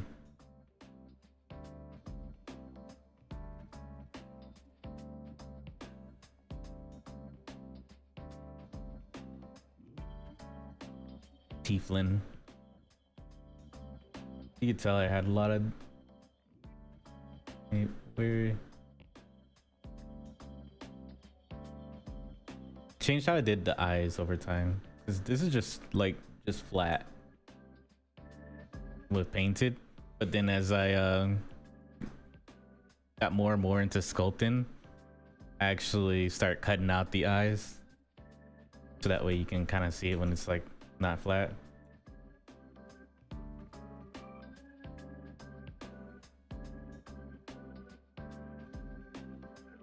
And then 2021 was when I was like really learning This is when it gets a little rough. We're going in 2021 territory.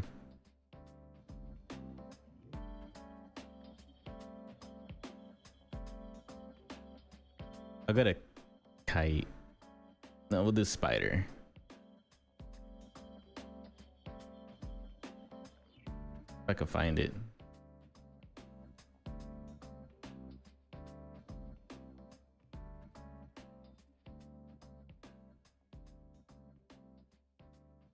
Um, 2021.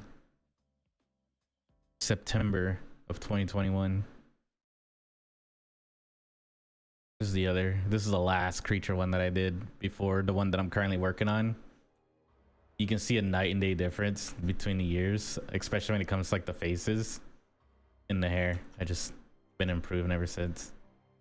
And the hands and everything else. Was really proud of the spider though. Yeah, faces are difficult.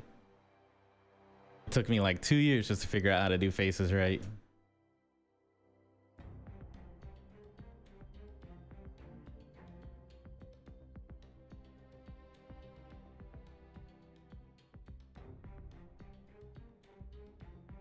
I might end up revisiting Spider one day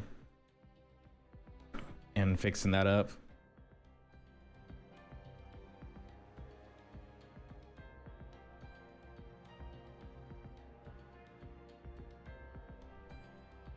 And this was I did wolf, like this was before I did wolf, and then I started working on the Falin Chimera. Haro from Spice and Wolf is from this year.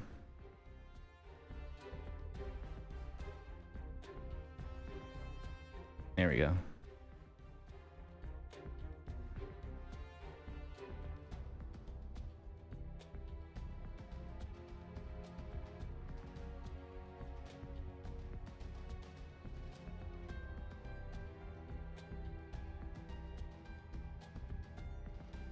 Wolf from Spice and Wolf.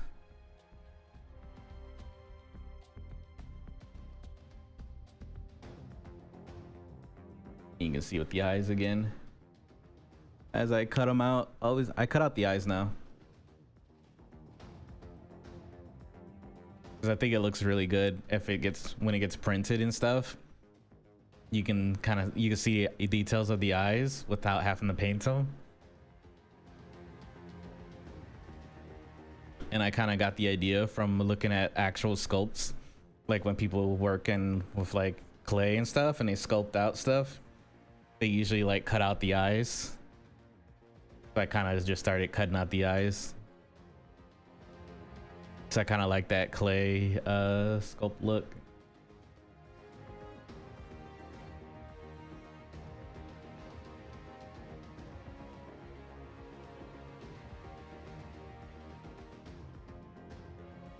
This is something that I made for a friend that I'm gonna print for him.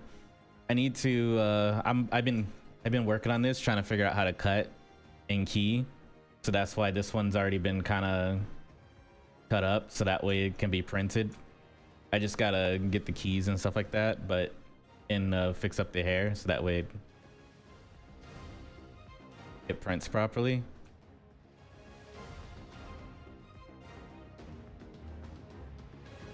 Oh, yeah, that's why. Because I messed up the coloring. It's okay. I have another save file before. I always save it in different parts depending on what I'm doing. There we go.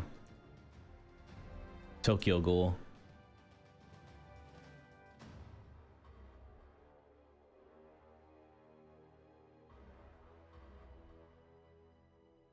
The eye cut. This is the original eye cut that I used to do, where I just extruded it inwards. So it's a lot more flat. But I don't really do that anymore.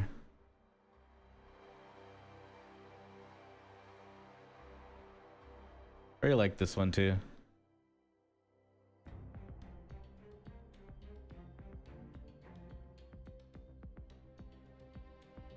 Yeah. So I'll just highlight one. I'll just mask it and then extrude it inwards. and that's how I made the eyes originally. Now I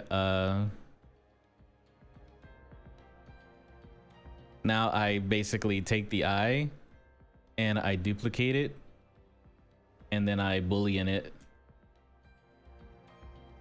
so it's a lot rounder.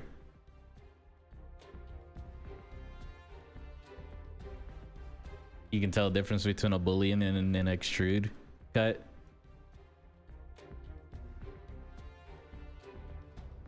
Kind of like this one way more.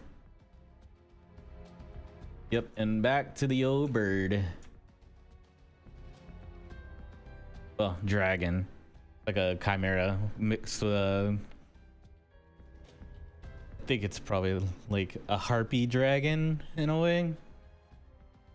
Because she is definitely mixed with red dragon, we know that for sure. But the other meat and material and stuff like that that they use, that was used, is kind of unknown. So it's kind of more like a harpy and red dragon mix. Yeah.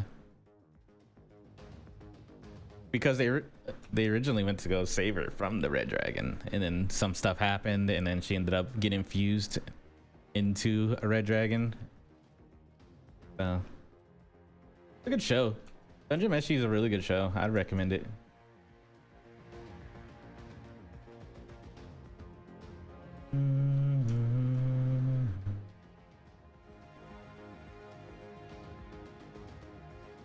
Debating on how I want to...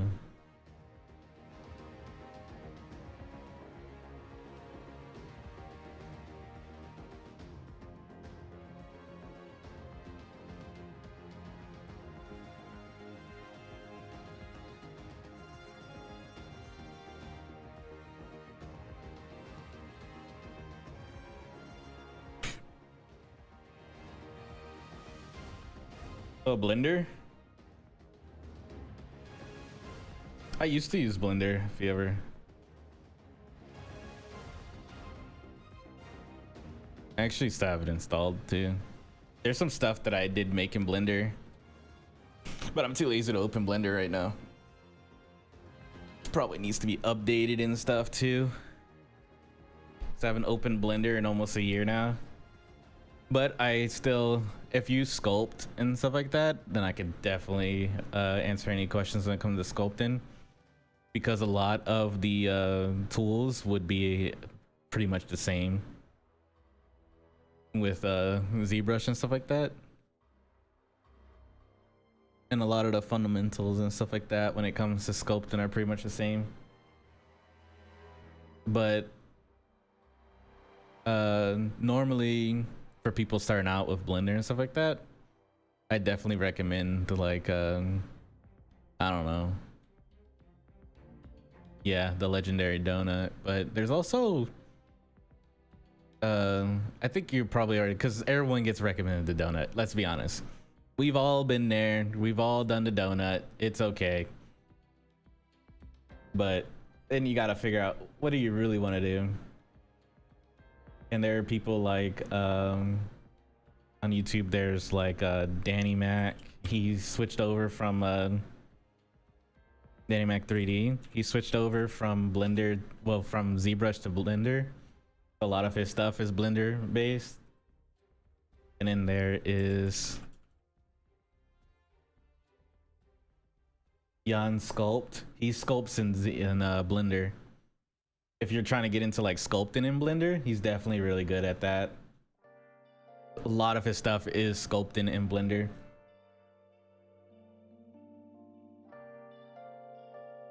Jan Sculpt was one of the ones that I watched a lot of.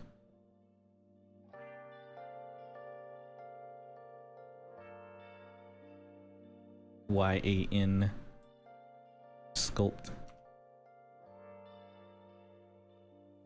I'd recommend him if you're trying to get into like sculpting and stuff. He's like a mixture of sculpting and modeling, and definitely would recommend him for anyone that's trying to learn how to get into Blender more. And he also streams on Twitch now too. that's like actually just recent, like in the past like 2 months or so, he started streaming a lot more. So you'll be able to like definitely ask him any questions, stuff like that when it comes to Blender. Same with Danny Mac, because he also does stuff. I recommend his Sculpting a character head. That's actually where I learned how to sculpt my character heads, was from his tutorial and stuff. And then over time I just slowly improved on that from his lessons, because I was struggling with heads for the longest, and then I saw Danny Mac's sculpting heads tutorial or whatever, and that originally was in Blender.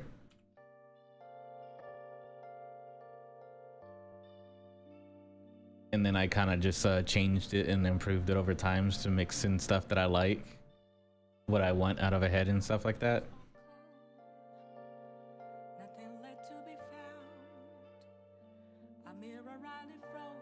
Oh, I'd recommend those two more than anything else, mainly because they got material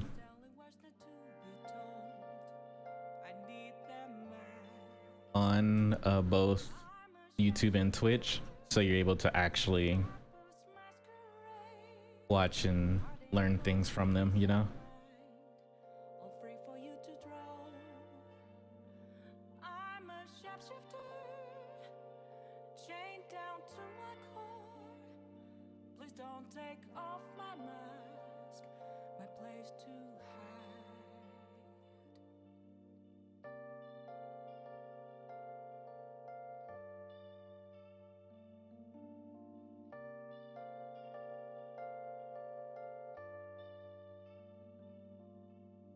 Definitely do. And then kind of decide on what you want out of the software. Like, do you want to focus on modeling? You want to focus on sculpting? Mixture of both, you know? When I used Blender, I mainly just sculpted in Blender.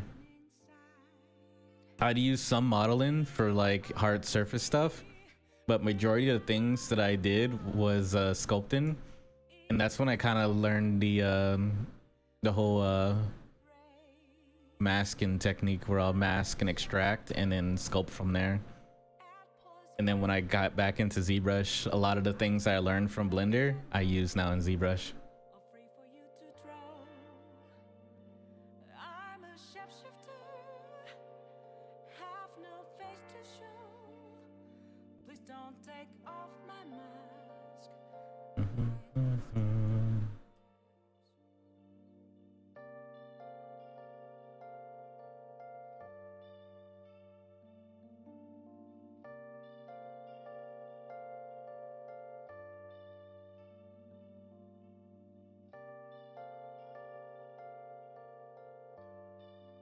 Ten out of 10 would recommend.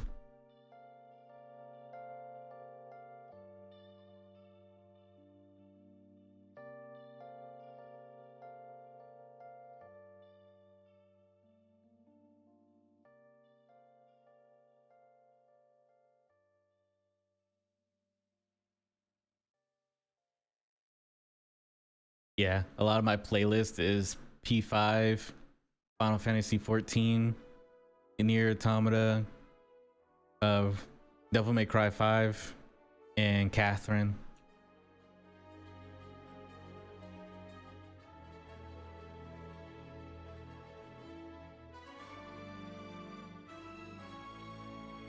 There's also a stream on YouTube, and I don't want to. Either way, all my streams on YouTube get copyrighted anyway, but it's not like a strike or anything like that. It's like, hey, you're normally I would be listening to like anime intros and shit like that, but can't do that.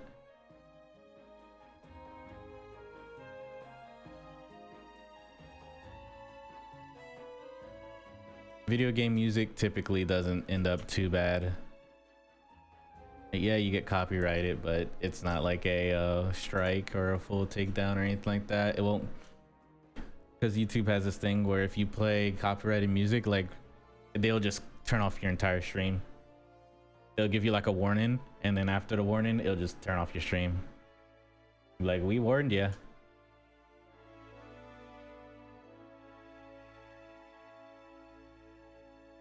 And I don't have I have the chats open so I can see chats, but I don't have the status of the stream open. So if it goes out, I wouldn't even know for the longest.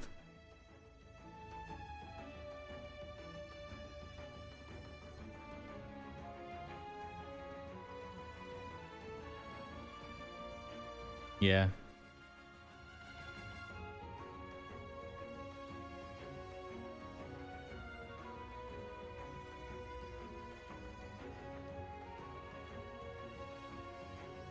So I play it safe. I play video game music. You know how many video games and video game music is played on YouTube? If I get striked for Final Fantasy 14 music when there's literal like Final Fantasy 14 content and Final Fantasy 14 streamers, and the music plays like 24/7 in that game since it's an MMO, and it's like the end of the fucking world or something if that happens, honestly.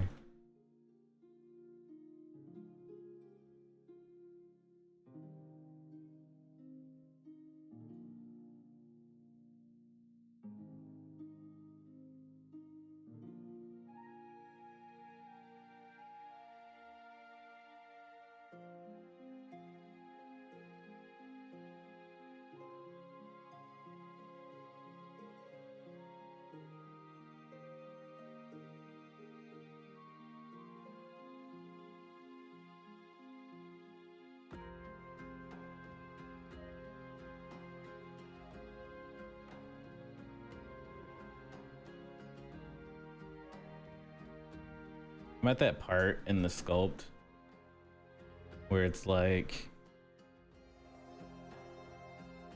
you're reaching the end, but it doesn't feel like it.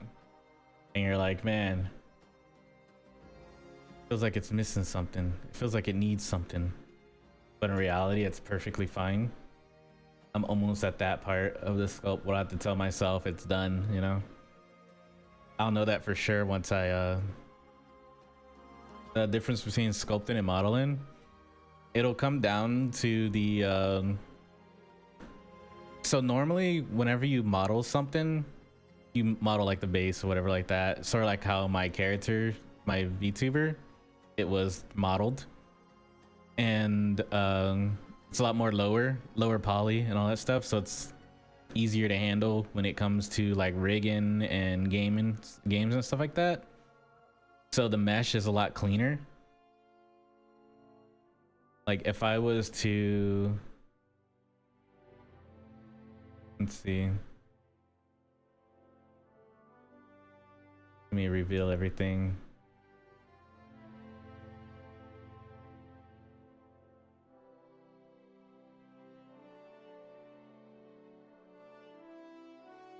Why is not everything revealing?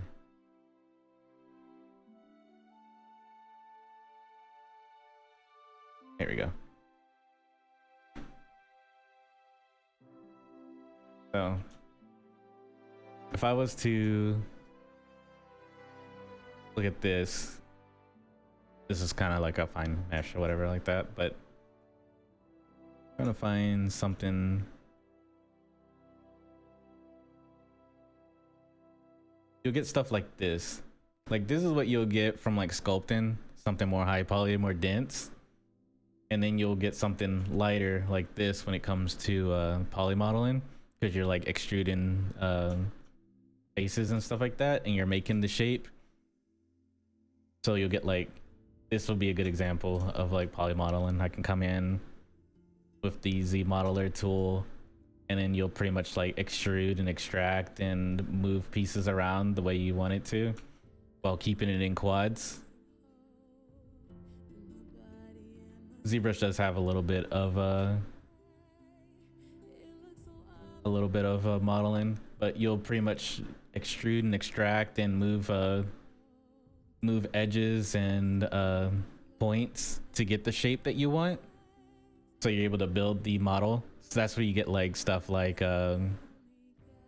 think of like the I wouldn't say old school games, but that's definitely polys. It's easier to see, like, you know, the N64, 64-bit, stuff like that, those kind of games. Anything like that were originally like poly modeling. Yeah. And then sculpting would be more on the lines of like literally just sculpting, where you'll come in with a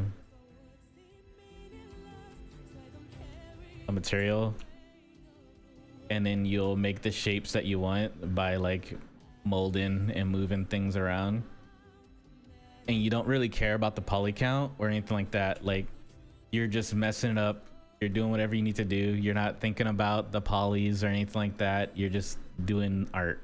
That's it. And then you'll just remesh it and see how it got heavy.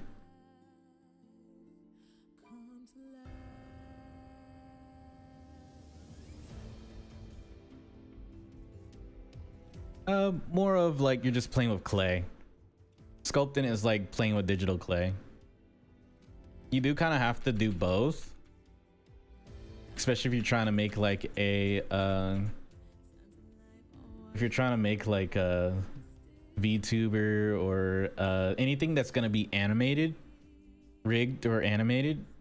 You definitely want a low poly, which is where you get into like poly modeling and stuff like that, because that stuff is usually easier to rig and to animate. So what some people would do is there's two ways that you can do it. You can either start with the poly modeling and get the basic shape and all that stuff of your character that you want, and then you can bring it into like a ZBrush or anything like that, and then you can sculpt out the details. So you'll bring it into like ZBrush and then you'll sculpt out the details and stuff like that, and then that's when it becomes a high poly. So now you have a low poly, which is the modeled character, and then you have the high poly, which is the sculpted version of the poly character, the modeled character. And then you'll combine those two and you'll bake the details of the high onto the low, so that way the low looks like it is high but it's really not, and that'll save a lot of processing power on your computer and on consoles and all that stuff. And that's when you get into like when you play like video games and you look really close at an edge and it's like actually flat, but it looks like it is not flat, like there's indents and stuff like that, there's cuts and everything. That was when you combine, that's when you bake or combine a high details on a flat surface. So if I was to take this character and try to turn it into a game ready character, then I would retopologize it. This is the other method where you sculpt out everything that you want and then you retopologize it, which is what I kind of do when I ZRemesh.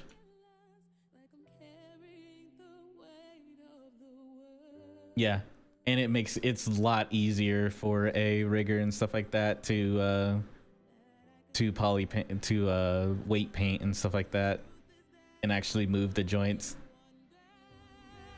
Like you'll have something like this.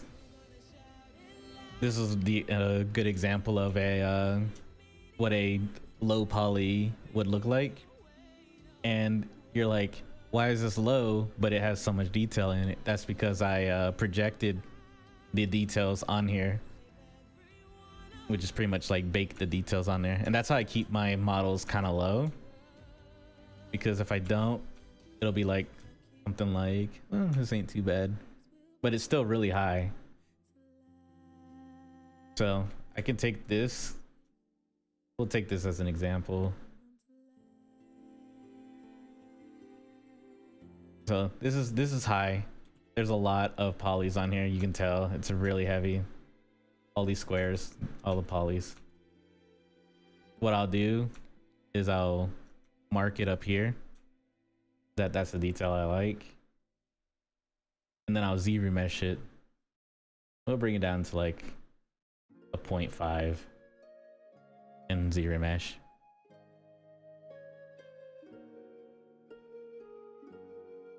We'll give it a second.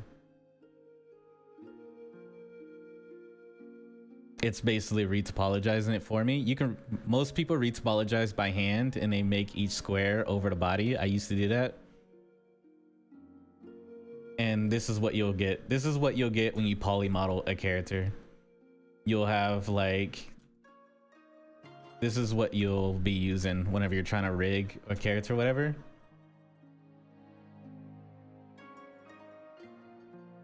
And you can tell it's low poly. But what I'll do is I'll subdivide it to smooth it out. And then, as you can tell, it's still low poly. It doesn't have any of the details in.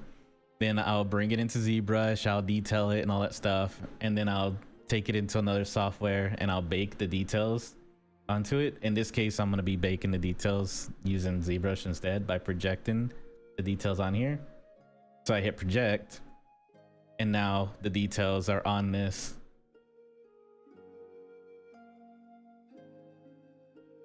I can project, go up to subdivision 2, project that detail, 3,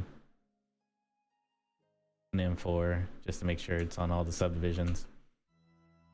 And now I have something that's a lot easier on the computer. And it's a low poly, and it has the details on here that I needed. And now I can go back and I can lower the subdivisions. I'll lower it all the way to 1. I can pose it, move it around, do all the big changes that I need to do. And then I can go back to the higher version. Because the more polys you have, the harder it is to move things around without causing like lumps and bumps and all this other stuff.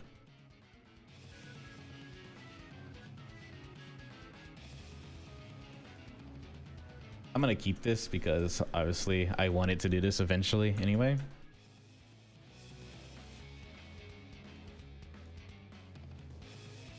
So now I lightened up the model. So now my computer is thanking me for not having it so heavy.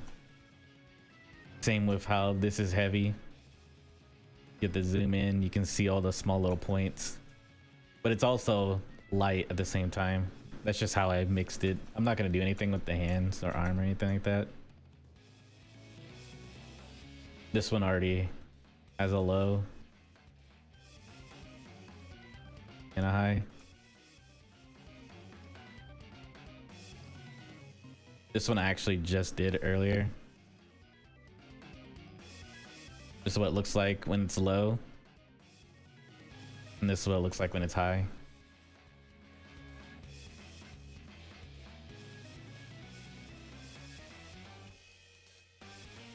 Yep, pretty much. So what a lot of people do, myself included, is I will sculpt out everything that I need without worrying about the poly count or anything. I'll just sculpt out, just have fun, sculpt it. And I'll dynamesh it over and over again, which is like making it heavy as fuck. And it's getting more and more details as I go. And then once I'm done and I get all the details that I need, then I will save that detail, remesh it so I get a really low poly of it, and then I'll project the detail onto the other one, which is what I did for the torso that you saw. And it'll lower the points. But you'll see it. I wish I would have showed you the well, actually I think I can still. So right here it says 54.850 active points. And then when I brought it down here, it was 134,000. So I lowered it a good chunk. Yeah, I like cut it in half. Right now the full count is 12.9 mil. and that's for everything. But I'm slowly like lowering it down. Like if I was to bring this into Blender to start sweating a little bit.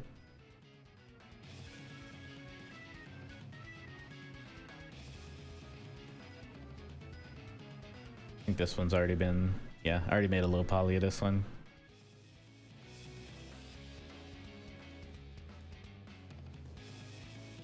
So here's the low poly. And here's the high poly. The low poly with the high poly details baked in. And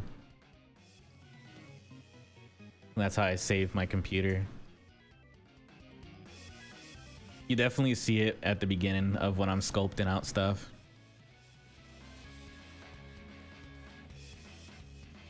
But near the end, I typically have everything converted over into a subdivisions.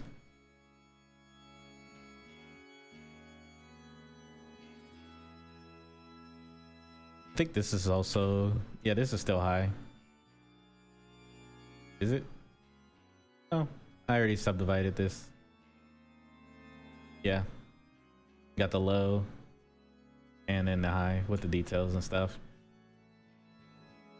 And then what I can do is I can take this, I can export out the low the way it is right here where it's like low, and then I can export out the high into there's two separate files. One it has the low poly, the other one has the high, and then I can bring the low poly into like Marmoset, and I can bring in the high poly and then bake this detail into my low poly, and then it'll make it easier on Marmoset, so that way I can actually render it out and, you know, take photos, make it turn around and all that stuff for it. So that's the other advantage of having like a low and high.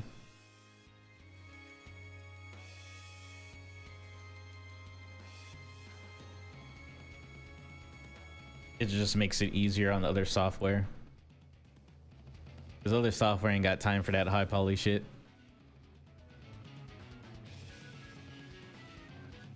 I need to delete this. Hopefully that answered the question that you're looking for between the difference between modeling and sculpting. It's really just you end up kind of doing both at some point. And also modeling is a lot friendlier for like hard surfaces and stuff like that. So if you're making like, you know, weapons and cars and environment pieces and vases and stuff like that, modeling is definitely a lot easier for making stuff like that, making fridges and stuff like that. And sculpting is great for making anything organic. So like your animals, your people, trees, anything that would have like a lot of detail in it and stuff like that, then you can definitely sculpting is definitely great for that kind of stuff, for organic stuff. It looks more organic, more natural when you use it for those.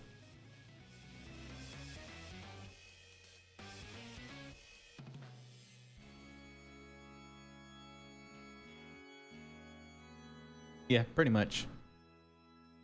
That too. I find sculpting way easier than modeling, to be honest. Like if I was to model a character, I can do it, but I'd rather not. I've done it before in Blender, but it's definitely time consuming to me anyway. I'd rather just grab a sphere and stretch out the sphere and mold it and stuff to make the shapes that I need, instead of grabbing a cube or a sphere and extruding points and making the shape that I need that way.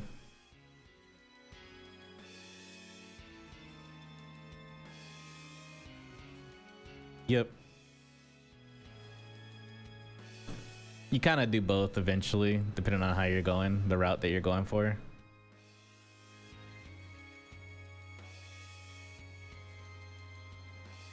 But yeah, that pretty much sums it up. Pretty sure I missed some things, but I think that's like a general gist of stuff. Makes sense. If it does it, I can definitely try to make it make sense, but I think that was a decent explanation of it.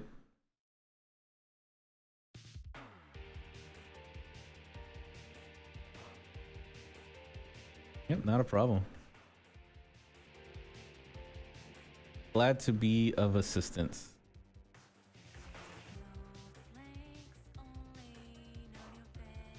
Me trying to decide if I want to keep this subdivided or if I want to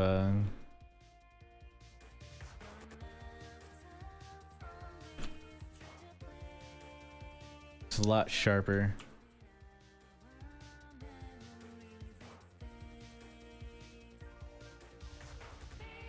I'll probably just keep it this way. I'll just keep it this way.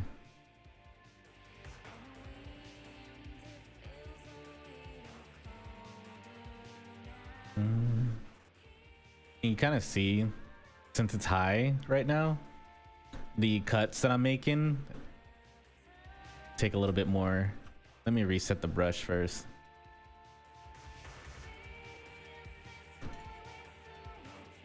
Oops, wrong brush. No wonder. Reset current. So you get kind of like that kind of cut when it's like high poly. But if I was to lower it down, this is what it'll cut like in low. So whenever you're working in low, you want to do all your big shapes. And then you slowly work your way up to the high.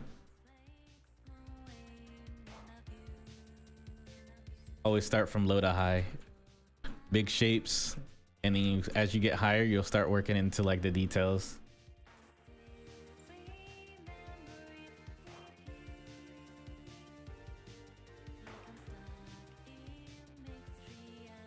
So, like, move this around.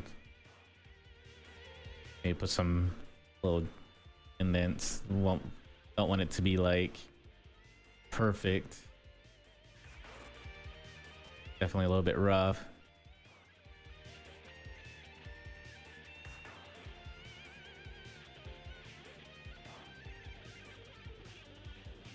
And we'll get something like this. I'm like, when I'm happy with what I got so far, like I'm kind of happy with this, then I will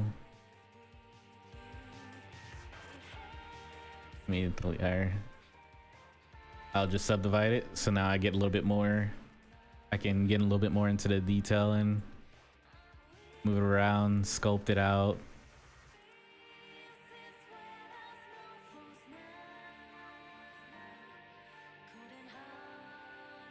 Just keep messing with it. Amori? Yeah. Amori's a mood. Whenever I'm feeling like not down, but you know, sometimes when you send a message like I've been up since 12 a.m. or I have just saw a post of myself 14 years ago and now I'm depressed that I'm old, I post an Amori gif with that.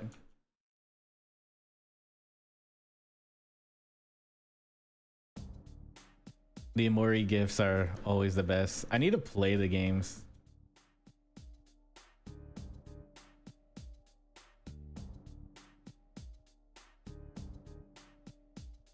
I just haven't spent the money on buying the game yet.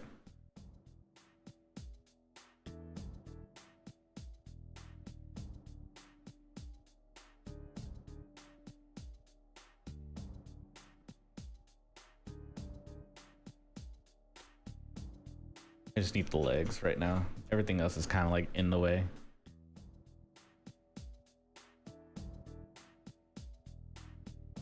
I have not heard of that.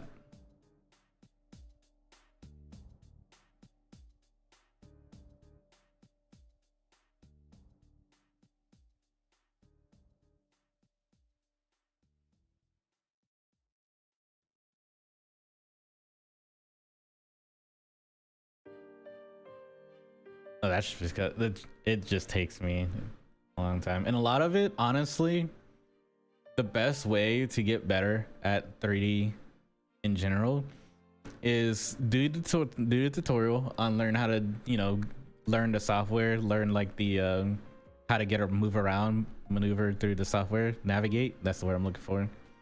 Do the tutorials, basic tutorials, learn how to navigate the software.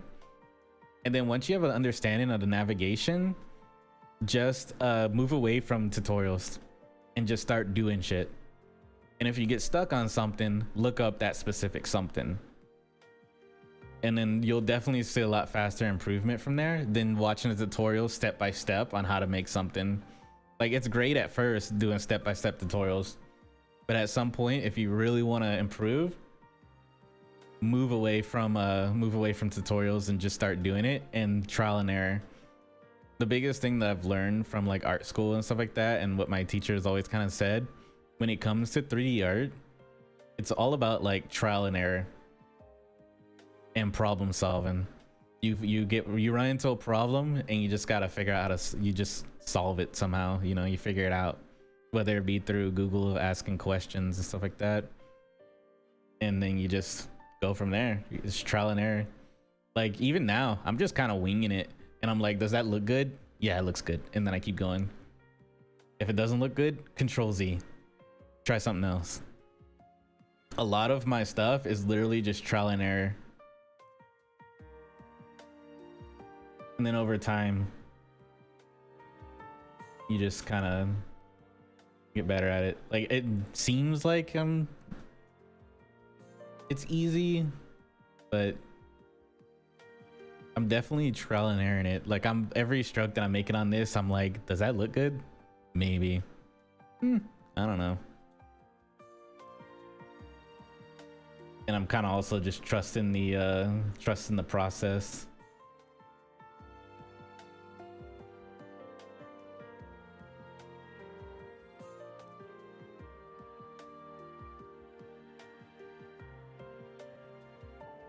So you'll see me like make random strokes in different places. Honestly, I'm just winging it, and I'm looking at it. I'm like, does that look good?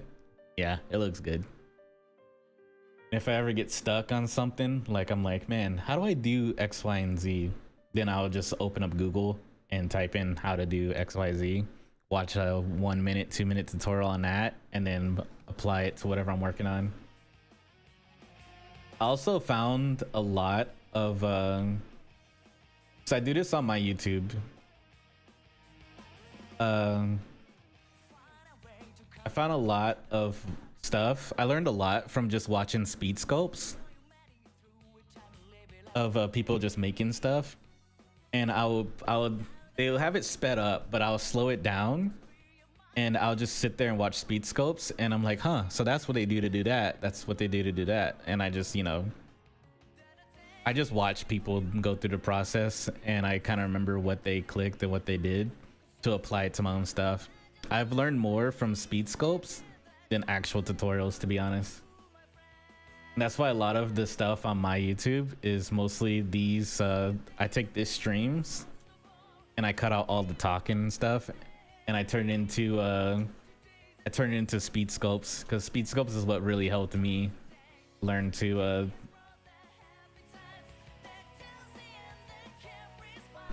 do the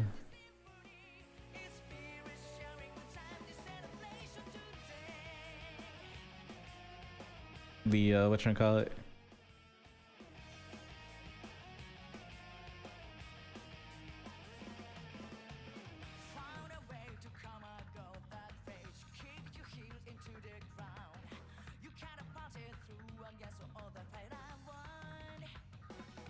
I need to turn down the instances for 15.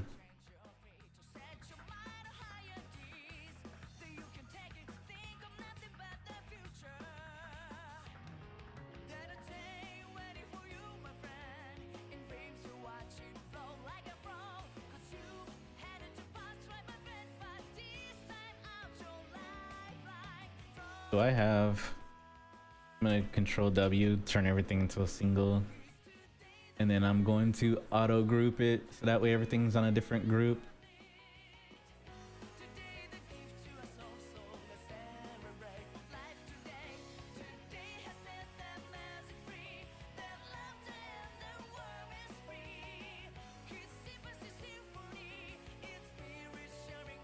I didn't do anything that I wanted to do. Let's see.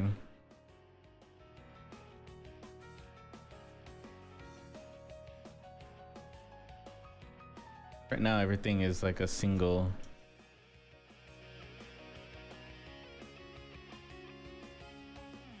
Maybe if I split it. So when I was making this, I wasn't making it the way that I normally do. Split 2 parts.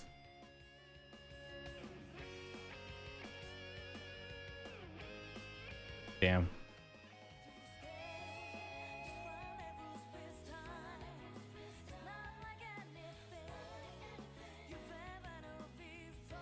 That's not good.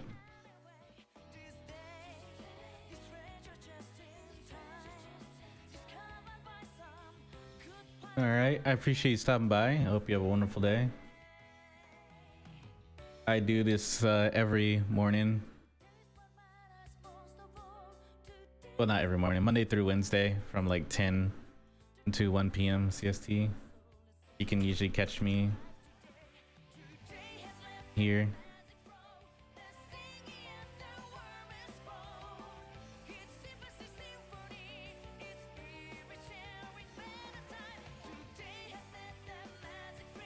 I think I might have to.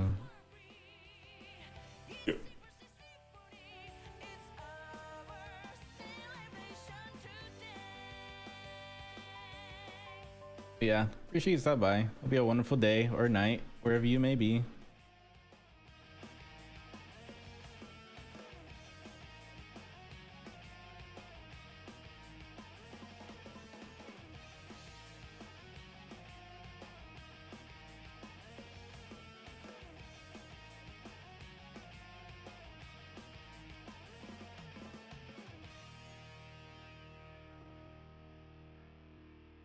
Kind of want to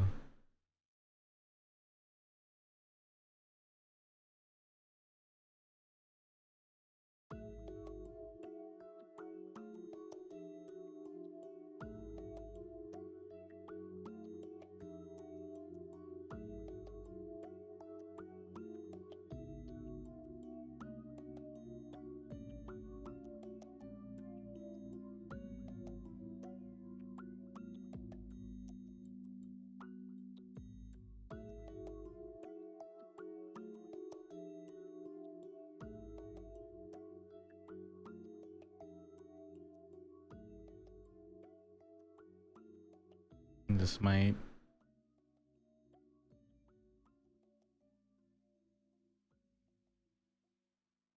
do the trick.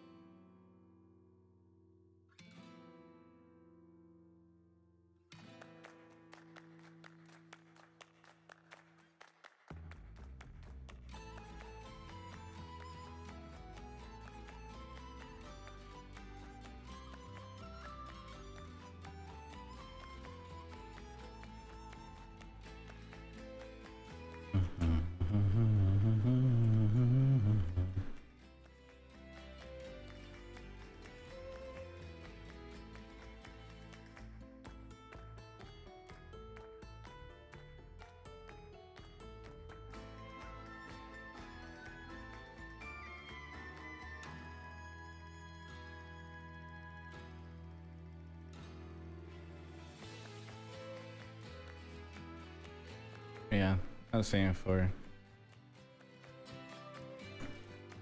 I like it. Fun. I enjoy.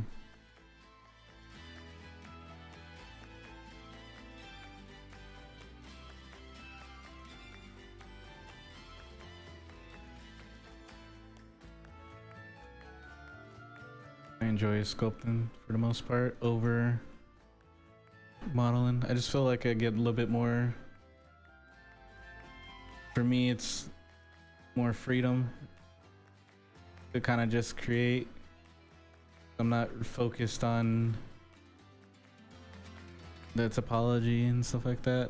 I'm kind of just doing my thing.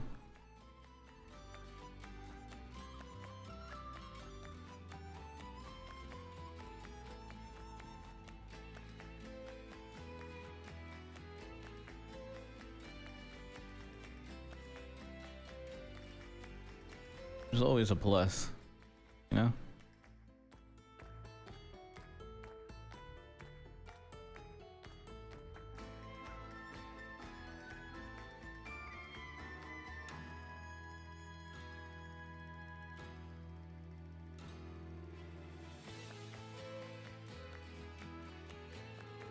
Made me think of the Bleach. This morning I was listening to the Bleach OST. Just kind of made me think of it for a second.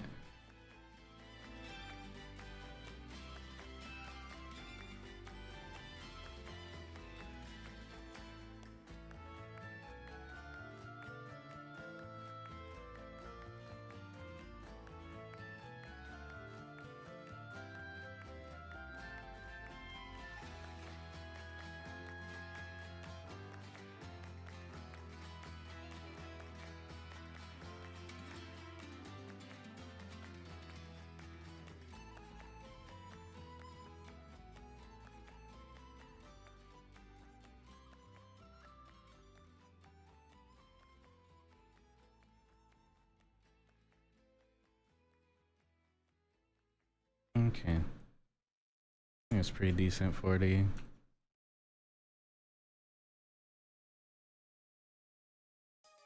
first spike. I kind of got a general idea of what I want to do for these spikes in general.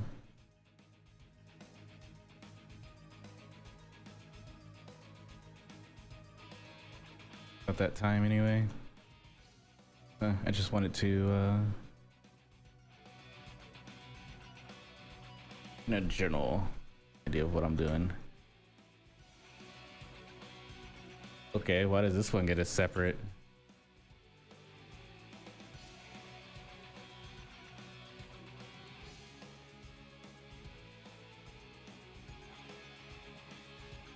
You bring this down.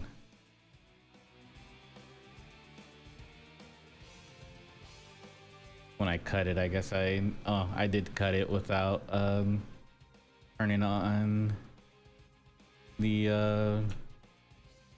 turn off perspective. Should have had an orthographic, but I forgot to turn that off, so the cut wasn't like perfect. It's fine.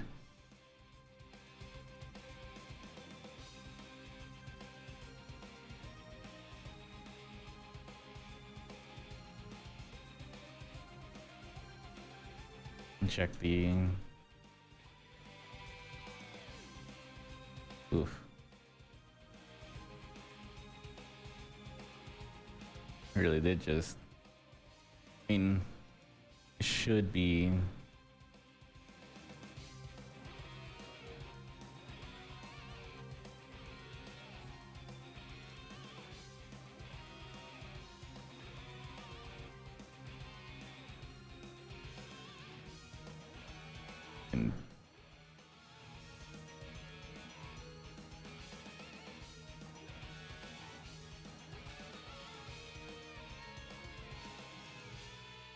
guess I'll go the old Dynamesh route.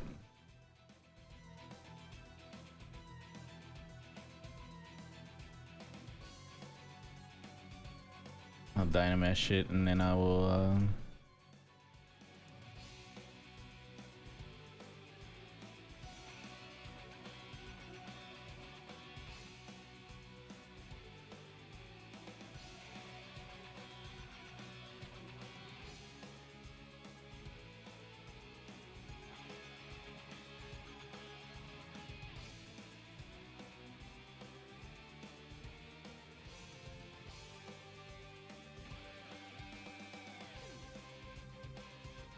maybe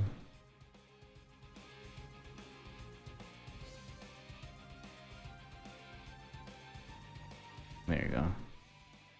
Makes it easier to smooth this stuff out.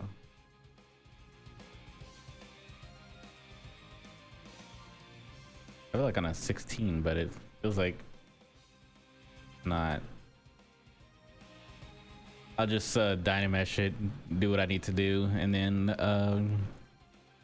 remesh it and subdivide it. I'll go that route for these rocks.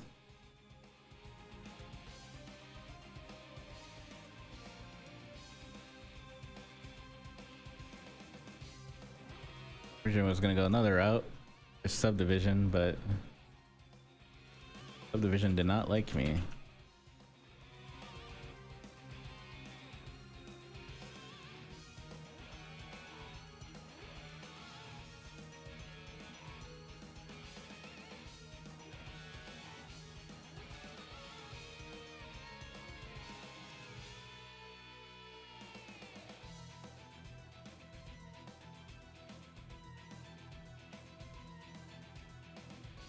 But it's okay. Daijobu. I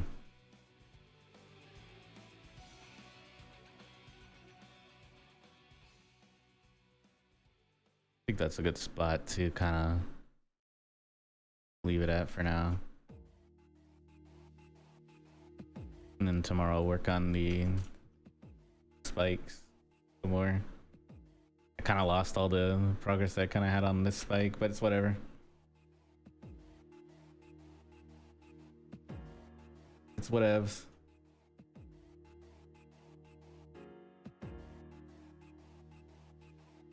Here we go.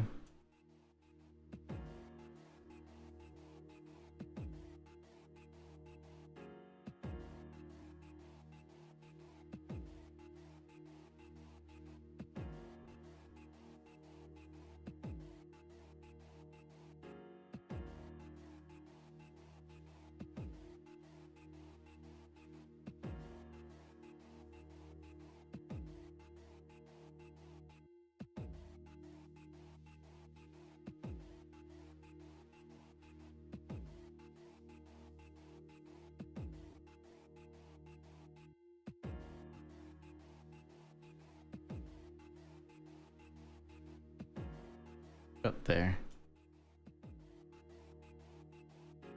I wonder if I want the base to be kind of like the same color, or do I want to kind of make it like a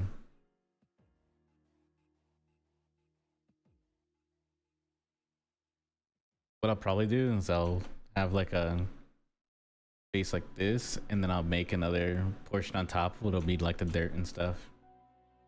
And then do that.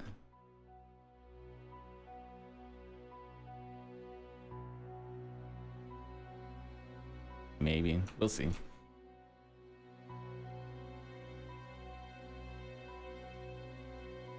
Other than that, everything's pretty much coming out pretty well.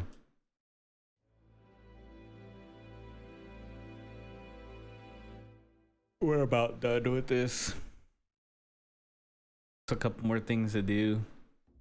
Fix up the base, fix up the hair.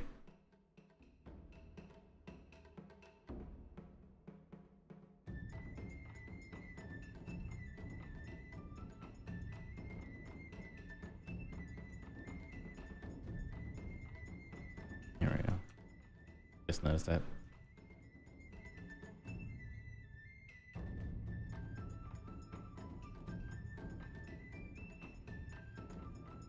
Yeah.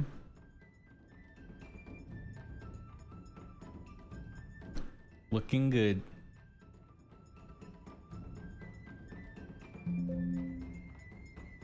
So base hair heart. Those are the last 3 things that I have.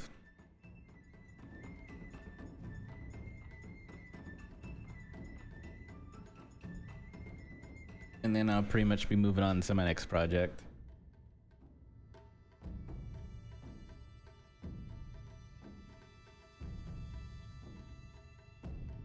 Yeah. And then I'll move into my next project.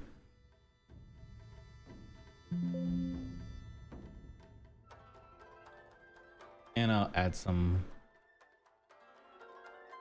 because the arm is a little too clean, so I'm gonna add some like blood on there too. I'll keep that a note. Put some blood on there.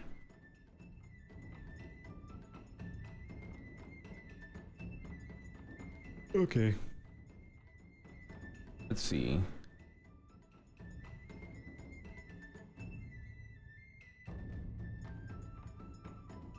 I do appreciate when that came out today. We'll be back tomorrow, same time.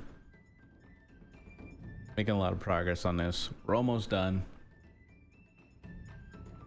Almost at the finish line. I can taste it. But I gotta go start getting ready for work. I appreciate when that came out today. See y'all again tomorrow at 10 a.m. CST. I'm Nix, and I'll be signing out. Y'all have a good day. Get on out of here.